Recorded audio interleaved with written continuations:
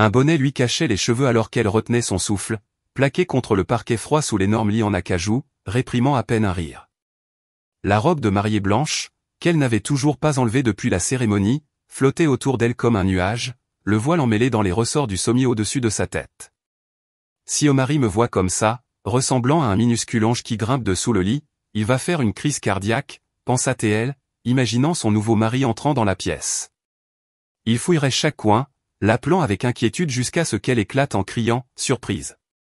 Et il rirait aux larmes, comme au bon vieux temps. À l'époque, Omari était différent, amusant, insouciant, avec des yeux brillants et un rire contagieux. Il avait l'habitude de se pointer sous sa fenêtre à minuit avec une guitare acoustique, chantant le blues jusqu'à ce que les voisins commencent à hurler et à menacer d'appeler la police. Elle se précipitait dehors en pyjama et en chaussons de lapin flou, et ils s'enfuyaient, gloussant comme des adolescents, même s'ils avaient tous les deux bien plus de 30 ans.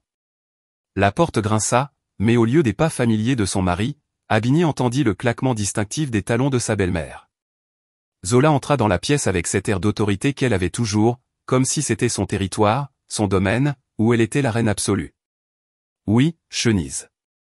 Je suis rentrée maintenant, dit-elle dans son téléphone, s'installant précisément sur le bord du lit sous lequel Abini était caché. Les ressorts gémirent, obligeant la mariée à se plaquer encore plus contre le sol. Non, pas question. La fille s'est avérée très docile. Trop, je dirais. Omari dit que c'est pratiquement une orpheline. Que son père est un ingénieur de pacotille dans une usine, qui a du mal à joindre les deux bouts. Je suis allé voir personnellement son logement. Une bicoque dans un immeuble délabré à 2 catures. Une honte, vraiment. Mais maintenant, mon Omari a un levier. Abini sentit son sang se glacer. Docile? Orpheline? Son père était ingénieur, oui, mais pas n'importe lequel. Il était le chef de la conception chez Kinetic Design LLC, une entreprise de l'industrie de la défense, un homme modeste qui ne se vantait jamais de son poste. L'appartement dans ce vieil immeuble appartenait en fait à sa défunte tante Clara, et son père le gardait par sentimentalisme parce qu'il y avait grandi. En réalité, il vivait dans un condo spacieux de 3 chambres dans le quartier aisé de Buckhead. Abini n'avait tout simplement pas ressenti le besoin d'étaler tout cela à sa future belle-mère. Tu comprends, Chenise? Le plan est simple, continua Zola. Abini entendit le clic révélateur d'un briquet. Omari lui avait juré que sa mère avait arrêté de fumer il y a 10 ans. Ils vivront ensemble pendant 6 mois, 1 an au maximum. Ensuite, Omari commence à dire qu'ils ne sont pas compatibles. Je jouerai mon rôle. Je dirai que la belle-fille ne me respecte pas, répond, ne sait pas cuisiner, la maison est un bazar. Tu connais le refrain habituel. Ils obtiendront une séparation à l'amiable. Et le condo, qui est à son nom maintenant, bien sûr, nous le réclamerons au tribunal. Omari a avancé l'argent. Nous avons conservé tous les reçus. De plus, la fille ne se battra pas. Qu'est-ce qu'une fille de la campagne peut faire contre nous? Omari et moi avons tout prévu. Le téléphone de Zola sonna à nouveau. Allô, Omari. Oui, mon fils. Je suis dans ta chambre. Non, ta toute nouvelle femme n'est pas là. Elle est probablement sortie faire la fête avec ses amis. Ne t'inquiète pas, elle ne peut plus s'échapper maintenant. Elle a la bague au doigt, le sceau sur le certificat. Affaire conclue. Un oiseau en cage. Rappelle-toi simplement ce dont nous avons parlé. Pas de faiblesse dès le premier jour. Elle doit comprendre qui dirige cette maison. Et ne cède surtout pas à ses petites larmes ou à ses crises de colère. Elles sont toutes pareilles. On leur donne un doigt, elles prennent le bras. Conduis prudemment, mon fils. Je vais rester un peu plus longtemps. Je vais fumer une cigarette. J'ouvrirai la fenêtre pour que la fumée n'empeste pas l'endroit. Je ne voudrais pas que ta petite femme commence à se plaindre. Abini était allongée sous le lit, sentant le monde s'écrouler autour d'elle. Elle tremblait, non pas de froid, mais de trahison, de rage et de dégoût. L'homme à qui elle avait confié sa vie était une imposture, un complice dans le complot de sa mère pour la voler, et les signes avaient toujours été là. Elle se souvenait de la façon dont Omari avait insisté pour que le condo soit mis uniquement à son nom. Chérie, c'est plus facile avec les papiers, et tu te sentiras plus en sécurité. C'est à toi, avait-il dit, lui embrassant le front, et elle, la sotte, l'avait cru. Elle se souvenait aussi des questions inquisitrices de Zola sur sa famille. Votre mère? Vous n'avez plus personne d'autre? Oh, quelle tragédie! La pauvre petite fille. Ses regards, qu'Abini avait pris pour de la tendresse, étaient en réalité du pur calcul, l'instinct froid d'un chasseur évaluant sa proie. Zola se leva du lit, fit les 100 pas dans la pièce et s'arrêta devant le miroir. Ne t'inquiète pas, Chenise. Patience. J'ai supporté mon défunt mari pendant 30 ans jusqu'à ce qu'il claque enfin. Et maintenant, la maison, les propriétés et les comptes sont à moi. Il pensait que j'étais une espèce de péquenot bonne seulement à faire de la soupe. Laissons celle-là le croire aussi. C'est d'autant mieux. Bon, chérie, je te laisse. Je t'appellerai demain et te raconterai comment s'est passée la première nuit des tourtereaux. S'il se trouve même, c'est une autre histoire. Elle laissa échapper un petit rire méchant et quitta la pièce.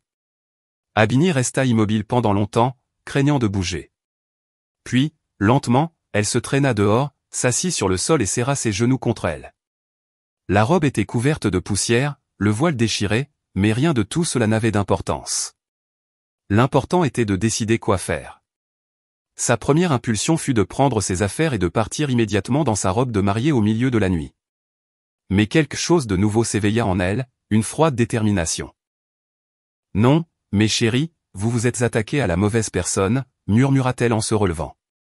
Dans son sac de mariage se trouvait son téléphone portable. Abini ouvrit rapidement l'application d'enregistrement vocal. Heureusement, elle avait réussi à commencer à enregistrer lorsqu'elle avait entendu les pas de sa belle-mère, voulant initialement capturer la réaction d'Omari à sa blague. Maintenant, elle avait un atout dans sa manche, mais un seul n'était pas suffisant. Elle avait besoin de tout le jeu. Elle se changea rapidement en jean et en pull, rangea la robe dans le placard et s'assit à son ordinateur portable. Omari ne serait pas de retour avant un moment, et elle prévoyait de bien utiliser ce temps. Le premier appel fut pour son père. Camo. Malgré l'heure tardive, il répondit immédiatement. Princesse, pourquoi ne dors-tu pas? C'est ta nuit de noces, et tu m'appelles, dit-il avec un mélange d'affection et d'inquiétude. Papa, je dois te parler sérieusement. Tu te souviens que tu m'avais proposé de mettre ta part de l'entreprise à mon nom? Il y eut quelques secondes de silence. Abini, que s'est-il passé? Cet idiot a-t-il fait quelque chose? Papa, rien ne s'est encore passé, mais j'ai besoin d'une garantie. Peux-tu venir chez le notaire demain matin à la première heure? Bien sûr, ma chérie, et nous transférons aussi le condo de ta tante Clara à ton nom. J'ai déjà les papiers prêts. Merci, papa. Je t'expliquerai tout plus tard. Pas besoin. Dès que j'ai rencontré cet Omari, j'ai su que c'était un opportuniste et sa mère. N'en parlons même pas, mais tu ne voulais pas m'écouter. Tu étais amoureuse. Je ne l'étais pas, papa. Je ne l'étais pas. L'appel suivant fut pour Scylla, sa meilleure amie et avocate. Scylla, je suis désolé de t'appeler si tard. J'ai besoin d'une consultation. Si un condo est à mon nom et que je l'ai acheté avant le mariage, mon mari a-t-il des droits dessus? Abini, qu'est-ce qui se passe? Tu penses déjà au divorce? Le mariage était aujourd'hui. Scylla, réponds juste. Si je l'ai acheté avant le mariage et qu'il est uniquement à mon nom, c'est un bien propre. Il ne pourrait rien réclamer que s'il pouvait prouver qu'il a investi de l'argent dans des rénovations ou des améliorations. Pourquoi tu demandes? Je t'expliquerai demain. Tu peux passer chez moi vers 10 heures? Bien sûr, ma belle. Tiens bon. La porte claqua. Omari était de retour. Abini, où es-tu, ma chérie? J'ai traversé la moitié de la ville pour te chercher, dit-il d'une voix inquiète, bien qu'elle puisse maintenant entendre la fausseté derrière cela. Abini descendit les escaliers, essayant de paraître calme. Salut, mon amour. J'étais juste en train de ranger un peu et je me suis changé. Omari la serra dans ses bras et l'embrassa, et Abini dut faire un énorme effort pour ne pas se retirer. Pourquoi es-tu si froide? Tu as froid. Je suis juste fatigué. Allons dormir. Demain va être une journée chargée. Chargée? Nous sommes en vacances pendant 2 semaines. Oui, mais le condo est nouveau. Nous devons l'organiser. Au fait, ta mère est venue te chercher. Ma mère? Pourquoi? La voix d'Omari se crispa. Je ne sais pas. J'étais sous la douche. J'ai juste entendu la porte. Peut-être qu'elle a laissé un cadeau. Ils allèrent se coucher, et Omari s'endormit tout de suite. Abini, en revanche, resta allongée les yeux ouverts, en train de planifier. Elle avait 2 semaines de vacances pour tout mettre en ordre. Pendant ce temps, elle devait rassembler des preuves, protéger ses biens et donner à ses escrocs une leçon qu'ils n'oublieraient jamais, et elle savait exactement comment faire. Le lendemain matin, Omari la réveilla avec un baiser. « Bonjour, Madame Ramos », fredonna-t-il. Abini faillit le corriger. « C'est Vargas sur mon passeport », mais elle se retint. « Bonjour.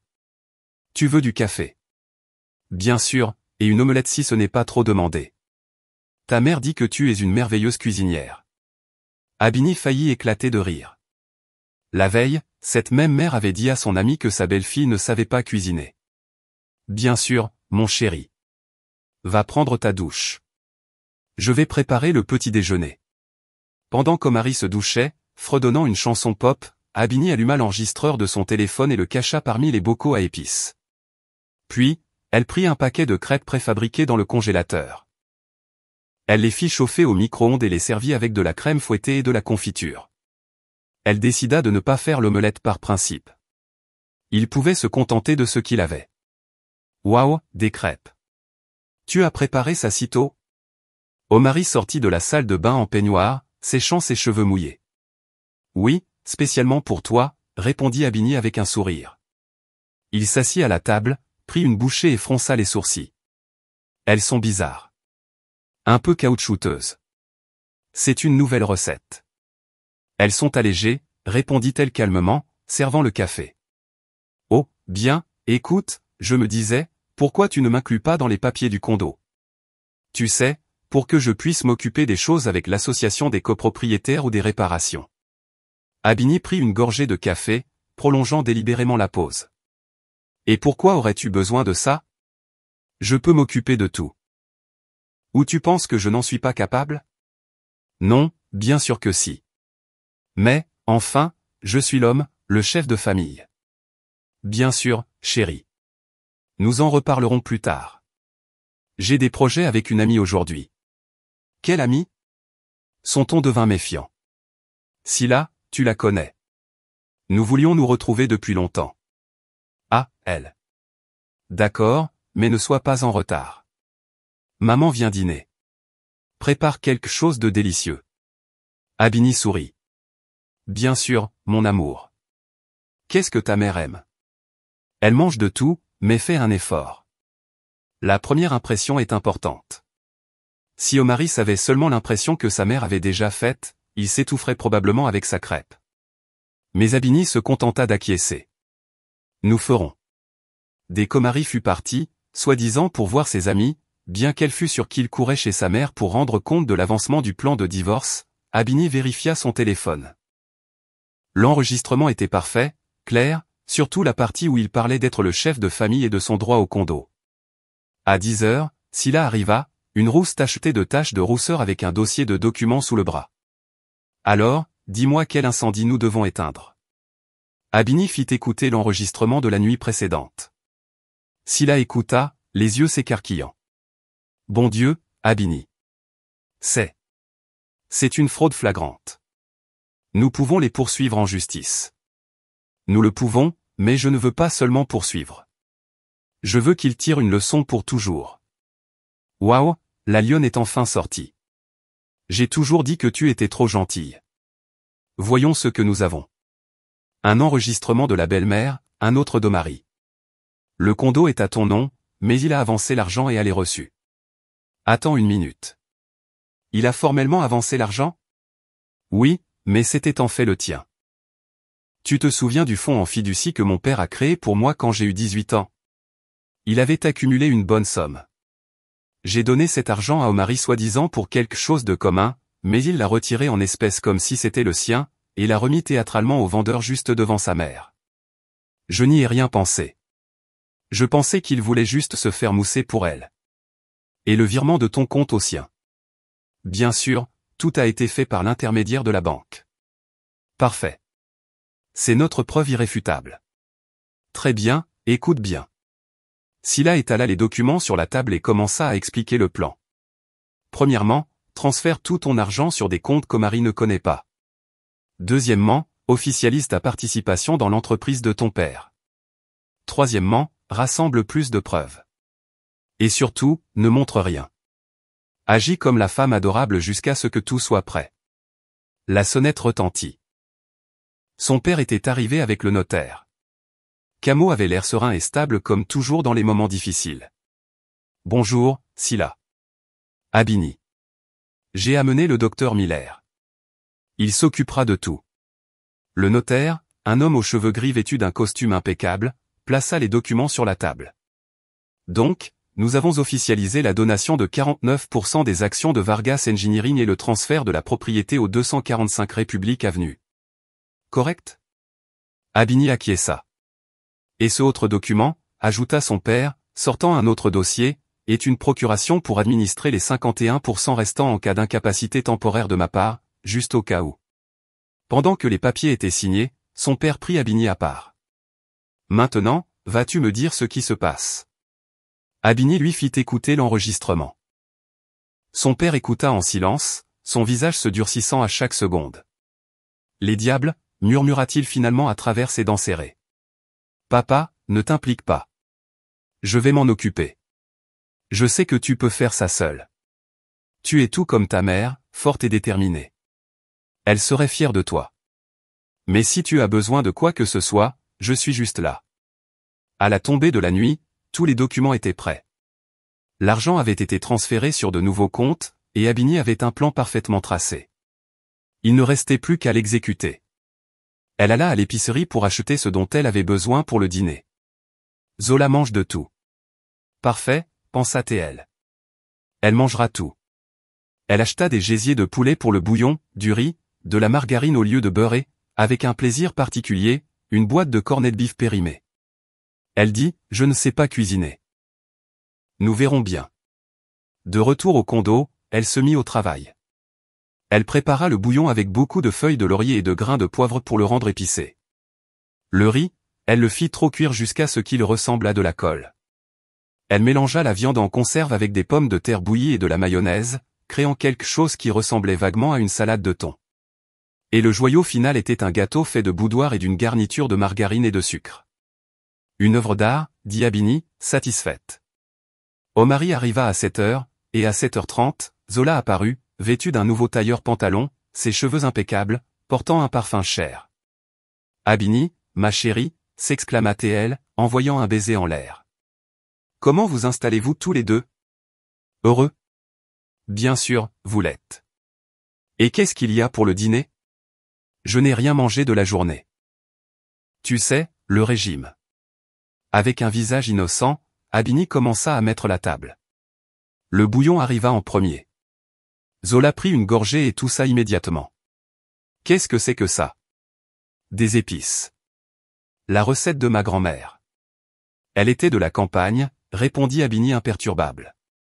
Ah, la campagne. C'est ça. Ensuite vint la crème de riz. La belle-mère regarda la masse grisâtre dans son assiette avec une répulsion évidente.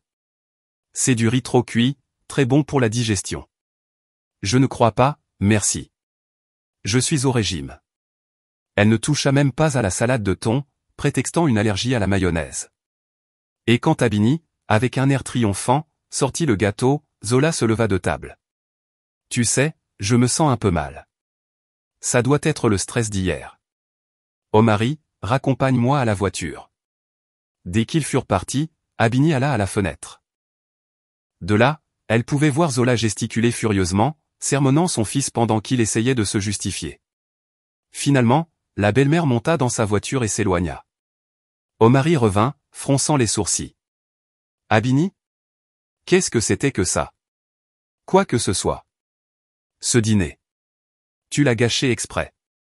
Pourquoi dirais-tu ça? J'ai travaillé si dur. Ma mère dit qu'ils ne servent même pas des trucs comme ça à l'entraînement de base. Excuse-moi. Je ne savais pas que ta mère était si délicate. Tu as dit qu'elle mangeait de tout. De tout, mais pas des déchets. Comment oses-tu me parler comme ça, Omari? J'ai passé toute la journée à cuisiner. Une larme s'échappa de l'œil d'Abini. Ses cours de théâtre à l'université n'avaient pas été vains. Omari s'adoucit instantanément. Je suis désolé, ma chérie. J'ai surréagi. C'est juste que ma mère est habituée à un certain niveau. Je comprends maintenant. Je ne cuisinerai plus jamais pour ta mère. Elle peut apporter sa propre nourriture si mon niveau n'est pas assez bon. Allez, ne sois pas comme ça. Je t'emmènerai au restaurant demain. Nous verrons bien, murmura Abini et alla dans leur chambre. Les jours suivants se déroulèrent à un rythme étrange. Omari suivait clairement les instructions de sa mère. Il se plaignait de broutilles, exigeait des comptes sur l'argent dépensé et insinuait qu'il devrait enregistrer sa part dans la propriété. Abini prétendait être une femme blessée mais soumise tout en continuant à rassembler des preuves. Son téléphone, toujours en train d'enregistrer, devint son meilleur allié. Une nuit, elle obtint un joyau. Omari et son ami Malik buvaient des bières dans le salon. Après la 3e bouteille, les langues se délièrent. Imagine, Malik. Ma vieille a mis en place un plan pour prendre le condo d'Abini. Génial, non? Et la nana est riche ou quoi? Non, elle est juste moyenne, mais le condo est à son nom et j'ai avancé l'argent. Donc, dans environ 1 an, je divorce, je garde l'endroit, et je suis libre comme l'air. Et si elle te poursuit en justice? Me poursuivre où? Son père est un galérien sans un sou pour payer des avocats. Ma mère et moi, on la bouffe en 2 jours. Abini, assise dans la pièce d'un accent grave côté, sourit. Galérien, tu dis? Nous verrons bien, mon amour. Une semaine plus tard, elle décida qu'elle avait assez de preuves. Il était temps d'agir. Le premier appel fut pour sa belle-mère. Zola, c'est Abini. Je voulais m'excuser pour ce dîner. Pouvez-vous venir demain? Je vais préparer quelque chose de spécial. Oh, Abini? Je ne sais pas. S'il vous plaît. Je veux améliorer notre relation. Vous êtes comme une 2e mère pour moi. Cette dernière phrase sembla flatter Zola. Bon, d'accord. Je viendrai, mais je vous préviens, je suis très difficile sur la nourriture. Bien sûr, je ferai de mon mieux. Ensuite, Abini appela Sila.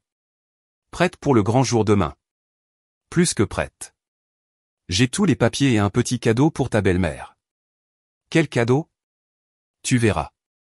Ça va être une bombe. Cette nuit-là, Abini dit à Omari que sa mère avait accepté l'invitation. Sérieusement, maman vient après ce dîner? Je l'ai convaincue. Je lui ai dit que je voulais qu'on s'entende bien. Très bien. C'est la bonne attitude. Maman aime être respectée. J'ai remarqué. Et, Omari, et si on invitait d'autres personnes? Tes amis, par exemple. Pourquoi faire?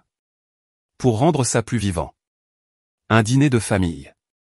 HM, bonne idée. J'inviterai Malik et sa femme, Talia et Amar. Maman sera contente. Elle les aime bien. Le lendemain, Abini mit vraiment le paquet. Elle commanda de la nourriture auprès d'un bon traiteur, décora la table avec soin et acheta même des fleurs. Les invités commencèrent à arriver à 7 heures.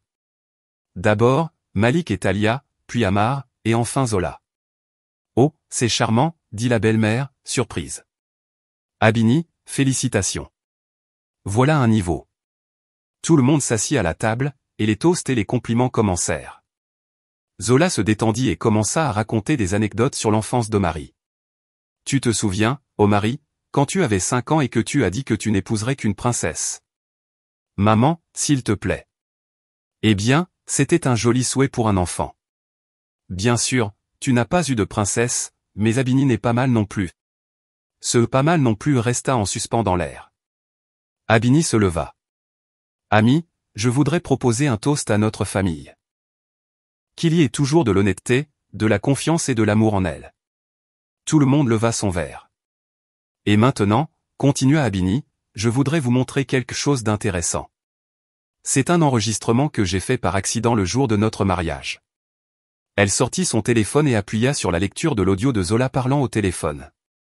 La pièce tomba dans un silence pesant.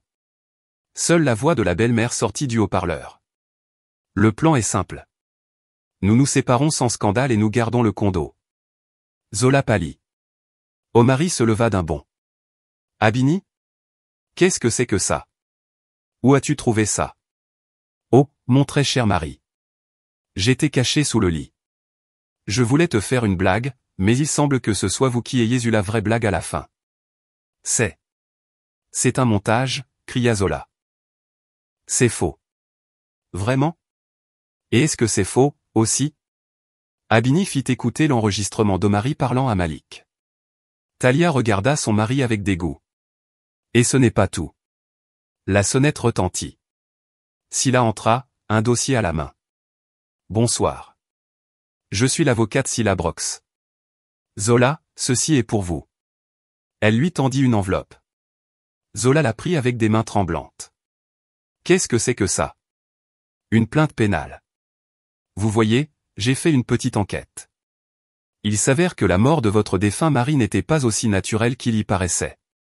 Chose amusante, un homme en bonne santé meurt soudainement d'une crise cardiaque un mois après que sa femme ait mis tous les biens à son nom. Et au fait, il n'y a pas eu d'autopsie. Vous avez insisté sur la crémation, mais j'ai le témoignage d'une infirmière qui vous a vu injecter quelque chose dans la perfusion de votre mari. C'était un bluff complet. Mais Zola ne le savait pas. Elle devint encore plus pâle et s'effondra sur sa chaise. Ce n'est pas vrai. Je n'ai rien fait. Ni tué mon mari ni planifié de voler ma belle-fille. Omari était paralysé. Maman, est-ce que ce qu'elle dit sur papa est vrai? Omari, mon fils, ce ne sont que des mensonges.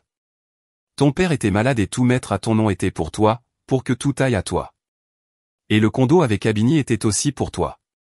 Abini s'approcha de son mari. Omari, voici les documents, le virement de mon compte au tien, l'argent que tu as utilisé pour payer le condo, mon argent. Et voici la déclaration de revenus de mon père, ingénieur en chef dans une entreprise de l'industrie de la défense, avec un salaire qui ferait sortir les yeux de ta mère.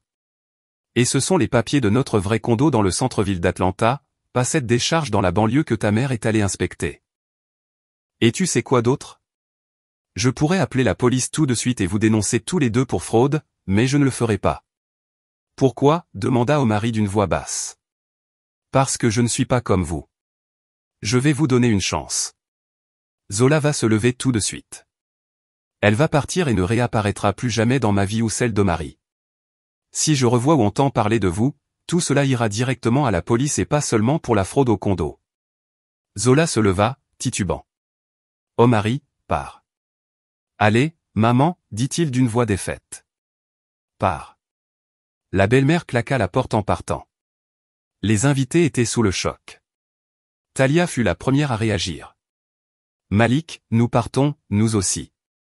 Et nous allons parler à la maison de ton implication dans tout ça. Ils partirent. Abini marmonna un adieu maladroit et disparut. Seul Abini, Omari et Sila restèrent. Abini, commença Omari. Ne dis rien. Fais juste tes affaires et pars.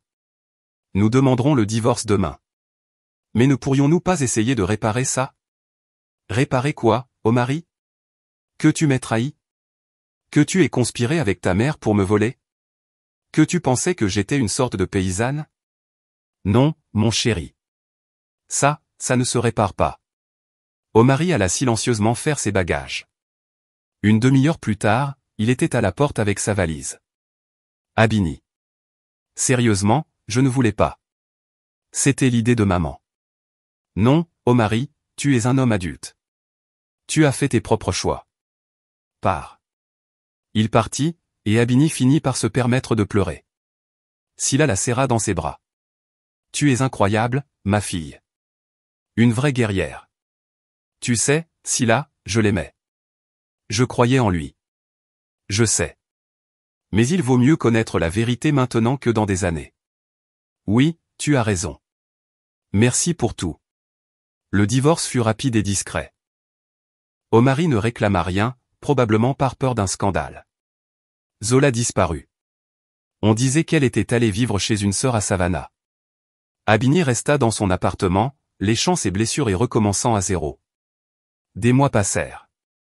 Abini était dans un café avec Sila, buvant du café et riant d'une blague, lorsqu'un homme grand et large d'épaules entra avec des yeux couleur miel et un sourire ouvert et aimable. Il alla au comptoir, commanda un café, et à ce moment-là, leurs yeux se croisèrent. Il sourit et acquiesça. Abini lui rendit son sourire. À quoi penses-tu? Scylla lui donna un coup de coude. Quoi? À rien. Oh. Bien sûr. Il est magnifique. L'homme s'approcha effectivement de leur table. Excusez-moi, mesdames, cela vous dérange-t-il si je m'assois ici? Il n'y a pas de table libre, et j'ai besoin de travailler sur mon ordinateur portable. Allez-y, répondit Scylla, donnant un coup de pied à Abini sous la table. Il s'assit, ouvrit son ordinateur, et Abini put voir des plans à l'écran. Êtes-vous ingénieur? Demanda-t-elle sans réfléchir. Oui, ingénieur en conception. L'êtes-vous aussi? Enfin, par formation. Maintenant, je travaille dans l'approvisionnement. Waouh, un collègue. Je m'appelle Galani. Abini, enchanté. Ils commencèrent à parler. Galani lui raconta qu'il venait de revenir d'une longue mission et travaillait au même centre de recherche où la mère d'Abini avait travaillé des années auparavant. Scylla, avec une grande discrétion, s'excusa avec une affaire urgente, non sans cligner de l'œil à son ami au préalable. Abini et Galani restèrent au café jusqu'à la fermeture, parlant de travail, de livres et de films. Abini, donne-moi ton numéro. J'aimerais beaucoup continuer cette conversation, dit-il en quittant les lieux. Abini sourit et le lui dicta. Je t'appellerai demain.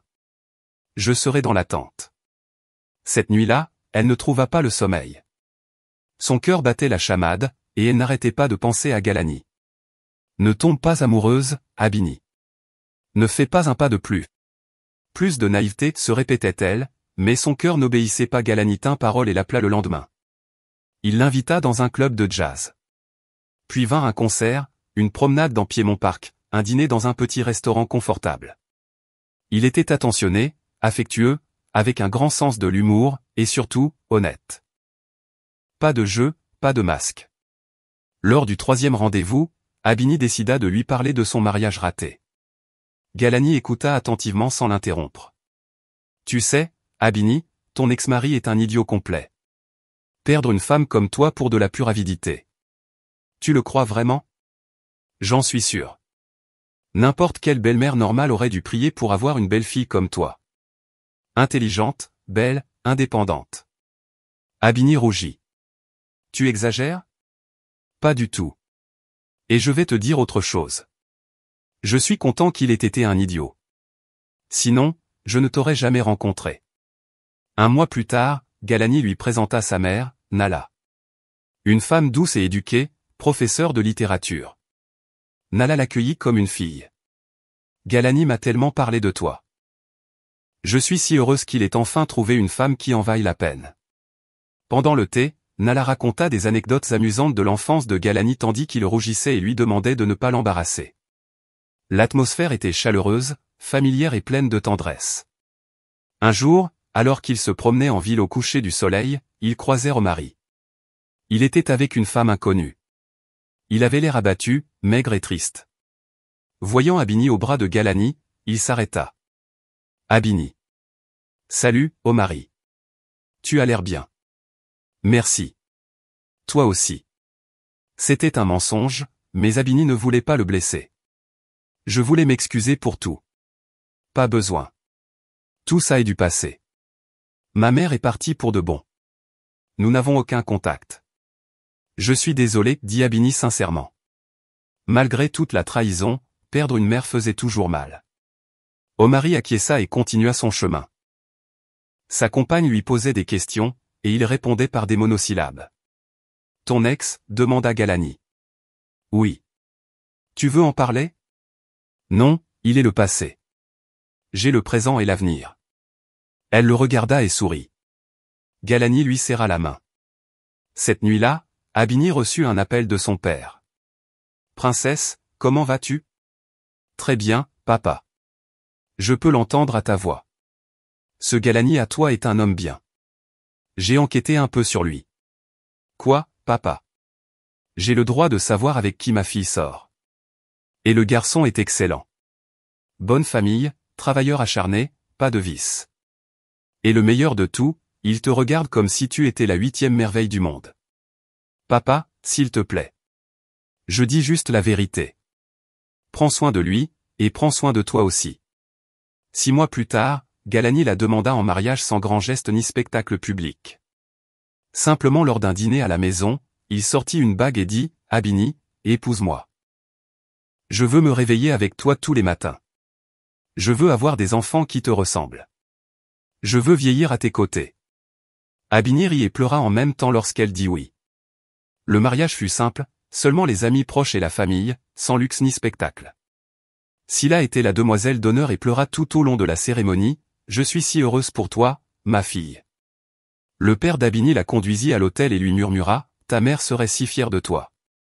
Tu es forte comme elle. » Nala pleura de bonheur en serrant dans ses bras sa nouvelle belle-fille, « Bienvenue dans la famille, ma fille. » Cette nuit-là, lorsque les invités furent partis, Abini et Galani s'assirent sur le balcon de leur appartement, buvant du champagne et regardant les étoiles. « Tu sais, Abini, dit-elle, je pense que tout cela en valait la peine. » « Que veux-tu dire ? » ? « Toute cette histoire. Si cela ne s'était pas produit, je ne t'aurais jamais rencontré. » Le destin.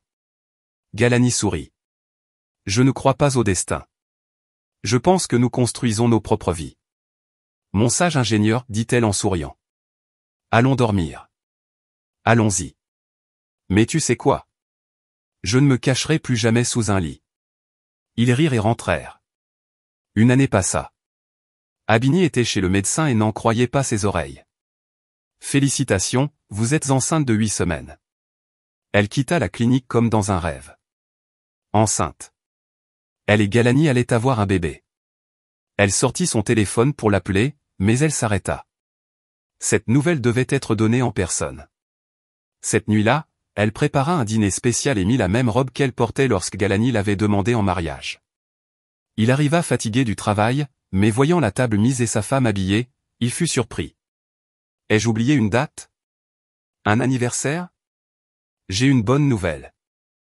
Une merveilleuse nouvelle. » Elle lui tendit l'image de l'échographie. Galani la regarda pendant quelques secondes, puis leva les yeux incrédules. « C'est réel. C'est réel. » Il la prit dans ses bras et commença à la faire tourner. « Je vais être père, Abini, mon amour.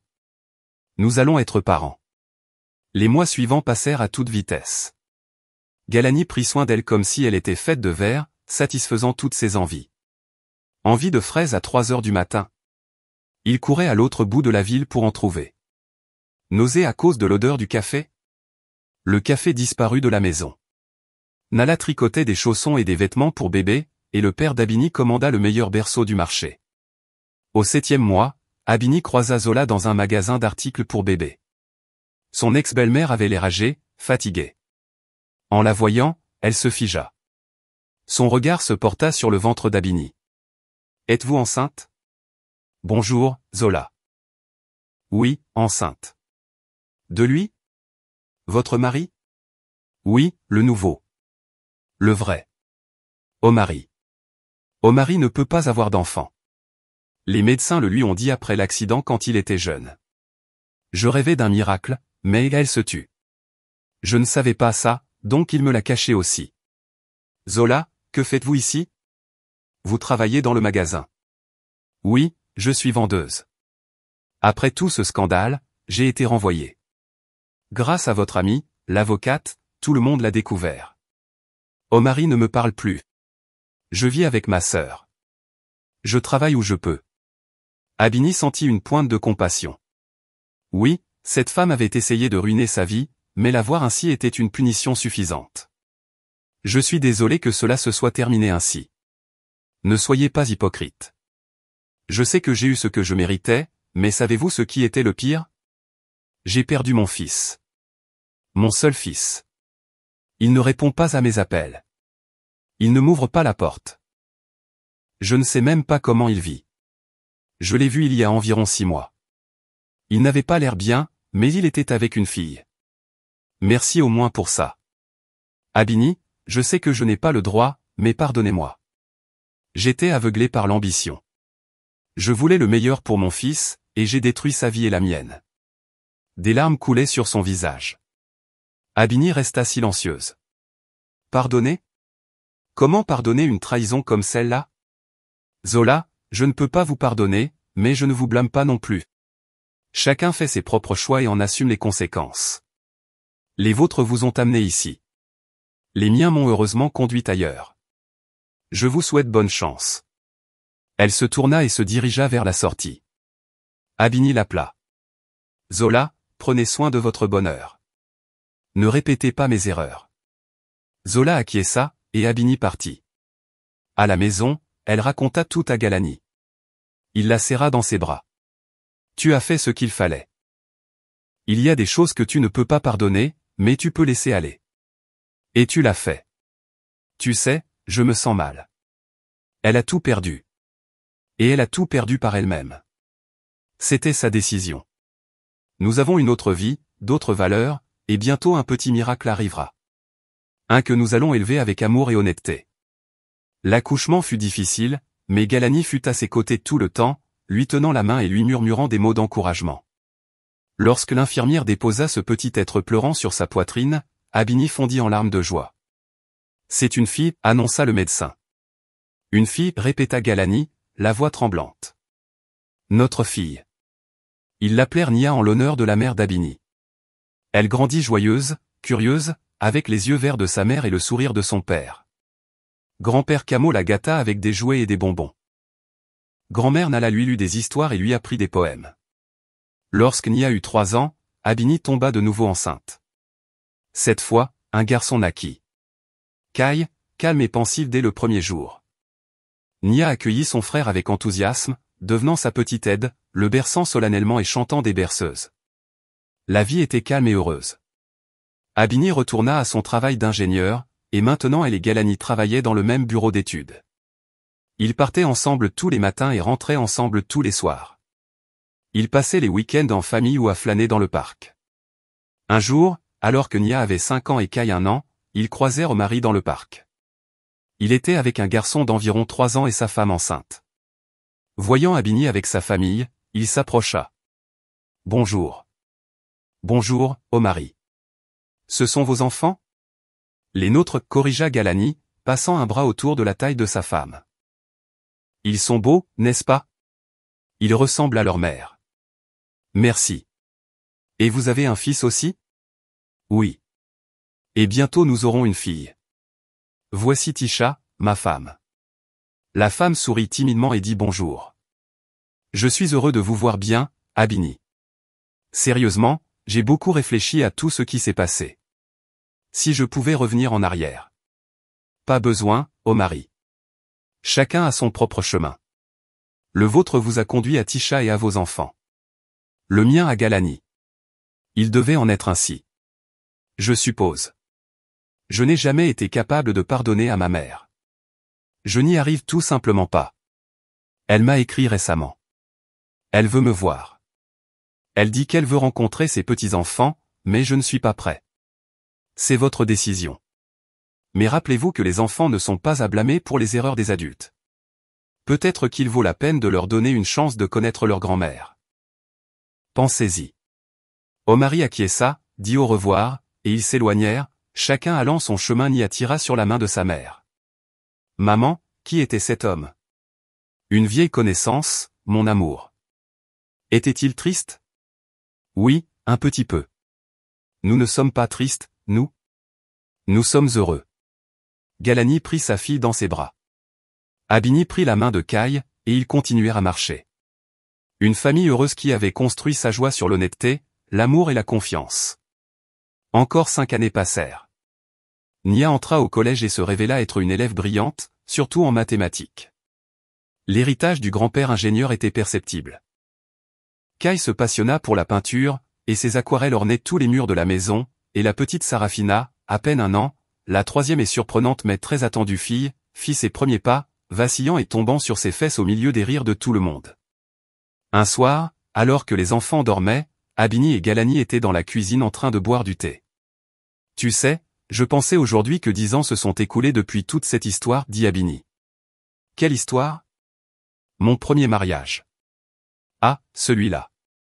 Oublie ça. Pourquoi remuer le passé ? Ce n'est pas pour le remuer.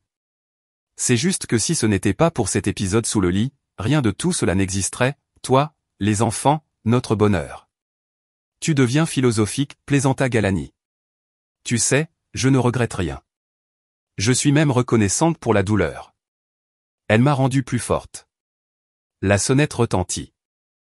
C'était Scylla avec une bouteille de vin et un gâteau. Est-ce que je vous dérange? Tu ne nous déranges jamais. Entre. Tous les trois s'assirent et versèrent le vin. À quoi trinquons-nous? Demanda Galani. À la justice, s'exclama Scylla en levant son verre. Tu te souviens de ce type qui a essayé d'escroquer ma cliente? Eh bien, aujourd'hui, le juge a tranché complètement en notre faveur. Et sais-tu qui était son avocat? Zola. Quoi? L'ex-belle-mère elle-même. Il semble qu'elle se soit réinventée, mais ça ne l'a pas du tout aidée.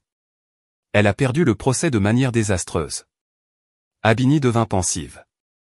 Donc, Zola avait réussi à reconstruire sa vie, à étudier et à obtenir un emploi.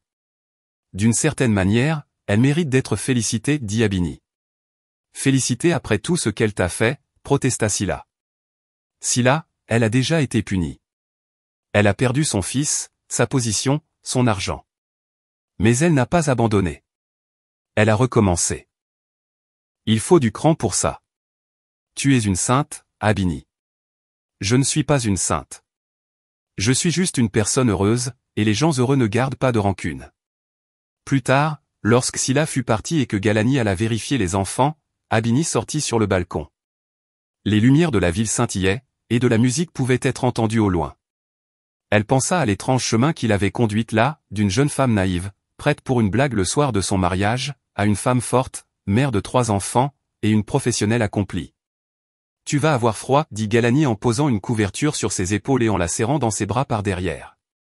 Regarde, une étoile filante. Fais un vœu. Abini ferma les yeux. Fait-on un vœu quand on a déjà tout? Qu'est-ce que tu as dit? Rien. Que si je le dis, il ne se réalisera pas. En réalité, elle souhaitait que ses enfants ne connaissent jamais la trahison, que leur première histoire d'amour soit aussi leur dernière, qu'ils soient heureux. Mais elle savait que c'était impossible. Chaque personne a son propre chemin et ses propres épreuves. Elle ne pouvait qu'être là pour les soutenir et les aimer. Allons dormir, proposa Galani. Allons-y, mais je ne me cache toujours pas sous le lit. Ils rirent tous les deux. C'était maintenant leur blague familiale, une que personne ne comprenait à part eux deux et Scylla. Le lendemain matin, Abini se réveilla au pas des petits pieds. Sarafina grimpa dans le lit et se blottit entre ses parents. Nia et Kai suivirent. Maman, papa, réveillez-vous. C'est dimanche. Vous avez dit que nous allions au zoo. Galani grogna, tirant la couverture sur sa tête. Papa, ne fais pas semblant. Nous savons que tu ne dors pas. Les enfants commencèrent à le chatouiller, la pièce se remplit de rire. Pendant le petit déjeuner, Nia demanda soudainement, Maman, comment vous et papa vous êtes-vous rencontrés dans un café? Abini et Galani se regardèrent. Papa a demandé à s'asseoir à notre table. Comme c'est ennuyeux. Et nous avons parlé de projets d'ingénierie, ajouta Abini. Comme c'est ennuyeux, mais c'était réel, dit Kai avec une maturité surprenante. Le réel est mieux qu'un conte de fées. Au zoo, les enfants coururent d'un enclos à l'autre. Sarafina pointait du doigt les animaux, balbutiant des mots inventés. Abini et Galani marchaient derrière, main dans la main. Es-tu heureuse? Demanda-t-il. Immensément. Et toi? Je suis à tes côtés. Que pourrais-je demander de plus? Ce soir-là, lorsque les enfants fatigués mais heureux dormaient, Abini alluma son ordinateur portable pour vérifier les courriels du travail. Un titre apparut sur son fil d'actualité. L'avocate de Renan Zola Ramos remporte un important procès pour fraude immobilière. Abini ouvrit l'article. La photo montrait la même Zola mais différente, confiante, élégante et professionnelle. L'actualité disait qu'elle avait défendu une femme âgée à qui des escrocs avaient tenté de voler un appartement. Qu'est-ce que tu lis? Galani jeta un coup d'œil par-dessus son épaule. Rien, juste des nouvelles. C'est ton ex-belle-mère. Oui. Regarde, maintenant elle défend ceux qui sont escroqués. L'ironie du sort ou le pardon gagné par les actions. Peut-être. Abini ferma l'ordinateur portable. Le passé était derrière elle. Chaque personne avait son chemin, ses leçons, sa propre façon de rédemption. Elle avait appris la sienne cette nuit-là sous le lit lors d'un mariage qui n'a jamais été consommé. Elle a appris à ne pas faire confiance aveuglément, à prendre soin d'elle, à se défendre, mais surtout à ne pas perdre la capacité d'aimer, de croire à la bonté et d'être heureuse. Quelque part dans un univers parallèle, il y avait une Abini qui ne s'était pas cachée sous le lit, qui n'avait jamais entendu la conversation de sa belle-mère, qui avait vécu dans la tromperie pendant 1 an ou 2 de plus, qui avait subi un divorce douloureux et qui avait perdu foi en les gens. Mais dans cette réalité, tout était différent.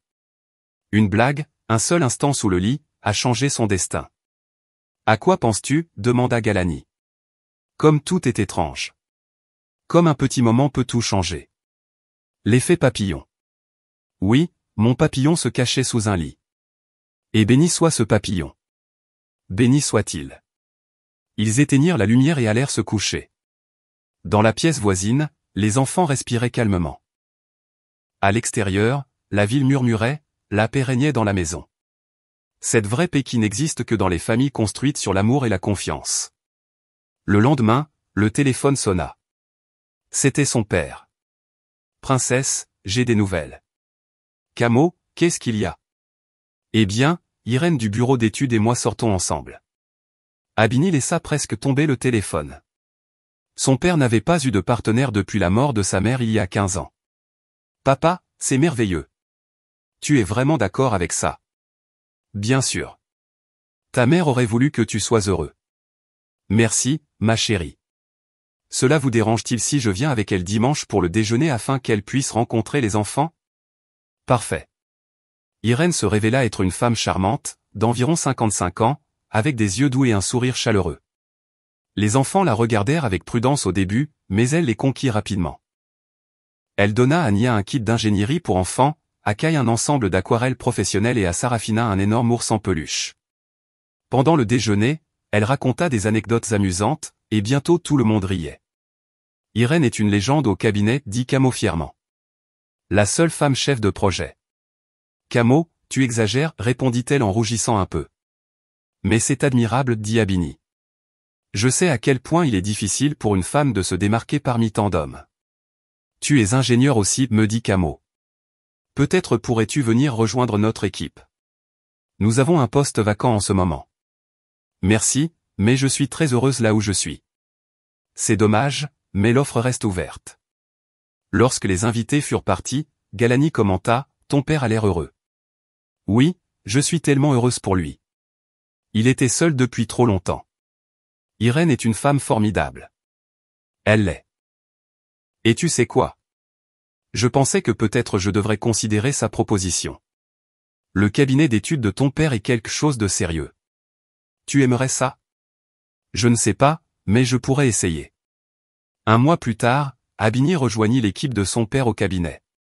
Le travail était exigeant mais fascinant. Irène devint non seulement sa collègue mais aussi son amie, et peu de temps après, sa belle-mère. Camo la demanda en mariage, et ils se marièrent discrètement. Seule la famille la plus proche était présente au mariage. Nia récita un poème. Kai leur offrit un portrait qu'il avait peint de son grand-père et d'Irène, et Sarafina porta les alliances sur un petit coussin. La vie continua son cours. Les enfants grandirent. Abini et Galani travaillèrent. Ils s'aimèrent. Parfois ils se disputèrent pour des broutilles, mais ils se réconcilièrent toujours. Une vie simple et normale. Et dans cette normalité, le vrai bonheur était caché, celui pour lequel il valait la peine de se battre. Un jour, en rangeant le placard, Abini retrouva sa vieille robe de mariée, celle qu'elle avait cachée sous le lit. Elle la sortit, lissant les plis. Nia accourut. Quelle jolie robe. C'est la tienne, maman ? C'était la mienne. Puis-je l'essayer quand je serai plus grande ? Bien sûr.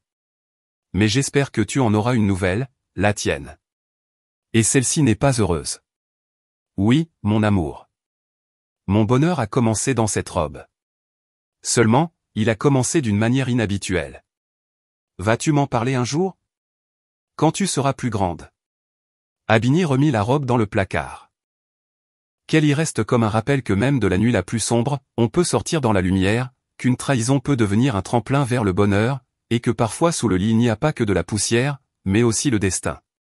Ce soir-là, alors que toute la famille dînait, Ghalani dit soudainement, nous allons tous en vacances ensemble à la plage. Ouais, crièrent les enfants. Oui, nous y allons. Abini sourit. Mais nous chercherons un hôtel agréable avec des lits confortables et rien de caché en dessous, plaisanta Ghalani, lui faisant un clin d'œil. Quel genre de secrets sont ceux-là, demanda Nia avec curiosité. Des secrets d'adultes, répondit Abini. Ils sont bizarres, dit Kai pensivement. Tous les adultes sont bizarres. C'est vrai. Ghalani acquiesça et embrassa sa femme. Sarafina frappa la table avec sa cuillère. Mange. Tout le monde éclata de rire, une nuit ordinaire dans une famille ordinaire. Et dans cette vie quotidienne, toute une vie pleine d'amour, de confiance et de bonheur était contenue. Une vie qui a commencé par une blague stupide et a presque fini par une trahison, mais qui l'a finalement menée au véritable amour. Et si quelqu'un avait demandé à Abini si elle voulait changer quoi que ce soit à son passé, elle aurait répondu rien. Absolument rien. Parce que chaque larme, chaque blessure et chaque déception l'ont menée exactement là où elle était censée être, avec sa famille, avec son amour. Dans un autre coin de la ville, Zola travaillait sur une nouvelle affaire, défendant une jeune femme que son mari essayait d'escroquer. L'histoire, presque un reflet, un appartement, de faux documents, la famille impliquée. Zola savait comment y faire face. L'expérience personnelle était le meilleur professeur. Elle ne pourrait jamais se racheter devant Abini, mais peut-être aider-elle d'autres femmes à éviter la même erreur. Et dans cela aussi il y avait de la justice. Omari continuait sa vie, élevant ses enfants, travaillant, essayant d'être un bon mari et un bon père. Parfois il se souvenait de cette histoire et était reconnaissant qu'Abini ait été plus intelligente et plus forte que lui. Elle lui a appris une leçon dure mais nécessaire. Grâce à elle, il devint un autre homme, honnête, respectable. Ses enfants n'auraient jamais su quel homme il avait été auparavant, et c'est ainsi que cela devait être. La boucle était bouclée. Chacun a eu ce qu'il méritait. Chacun a suivi son chemin, et seul le vieux lit en acajou, celui qu'Abini et Ghalani avaient laissé lors de leur déménagement, gardait le secret de cette première nuit de noces qui avait changé plusieurs destinées. Les nouveaux propriétaires de l'appartement, un jeune couple, entendaient parfois d'étranges craquements sous le lit. Ce doivent être les ressorts, disait-il. Oui, sûrement, répondait-elle. Il ne savait pas que sous ce lit même, une mariée cachée dans sa robe blanche avait découvert une vérité qui avait transformé sa vie. Il ne savait pas, et ne le saurait jamais. Ils auraient leur propre histoire, leurs secrets, leurs fantômes dans le placard, et leurs anges sous le lit. Et Abini ne s'est plus jamais caché. Ni des problèmes, ni de la vérité, ni de la vie. Elle l'a affronté de front et a avancé avec assurance vers de nouveaux objectifs, de nouveaux rêves, un nouveau bonheur. Elle savait avec certitude que quoi qu'il arrive, elle pourrait le surmonter parce qu'elle l'avait déjà fait une fois. Lors de cette première nuit de noces, où au lieu de romance, elle avait été confrontée à la trahison. Et au lieu de larmes, elle avait choisi la sérénité et la victoire. Et c'était le bon choix, le seul bon choix, le choix d'une femme forte qui ne se laisserait pas briser ni laisser écraser sa vie, ses rêves ou son avenir. Et la vie l'a récompensée généreusement, un mari aimant, des enfants merveilleux, un travail qu'elle aimait et des amis fidèles. Parfois, très occasionnellement, elle se souvenait de cette nuit, non pas avec douleur ou ressentiment, mais avec gratitude. Étrange peut-être, mais sans cette nuit, ce jour n'existerait pas, ni ce soir, ni ce moment où elle était assise sur son porche à regarder ses enfants jouer dans le jardin, son mari préparant le barbecue, son père et Irène discutant d'un sujet technique avec animation, tandis que Sila arrivait avec sa famille portant un énorme gâteau. C'était le 12e anniversaire de Nia.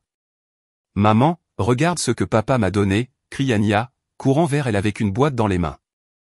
À l'intérieur, il y avait un kit d'ingénierie avancée, presque professionnel. « Papa dit que je suis assez grande pour ça maintenant. »« Bien sûr que tu le es, mon amour. Tu es déjà une jeune femme. »« Maman, raconte-moi comment tu as rencontré papa. » Mais la vérité, pas l'histoire du café. Pourquoi pas l'histoire du café? C'était vraiment dans un café. Mais c'est ennuyeux.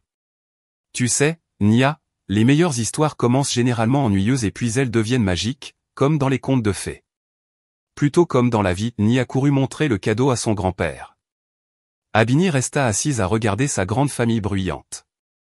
Ghalani croisa son regard, lui fit un clin d'œil et lui envoya un baiser. Elle sourit.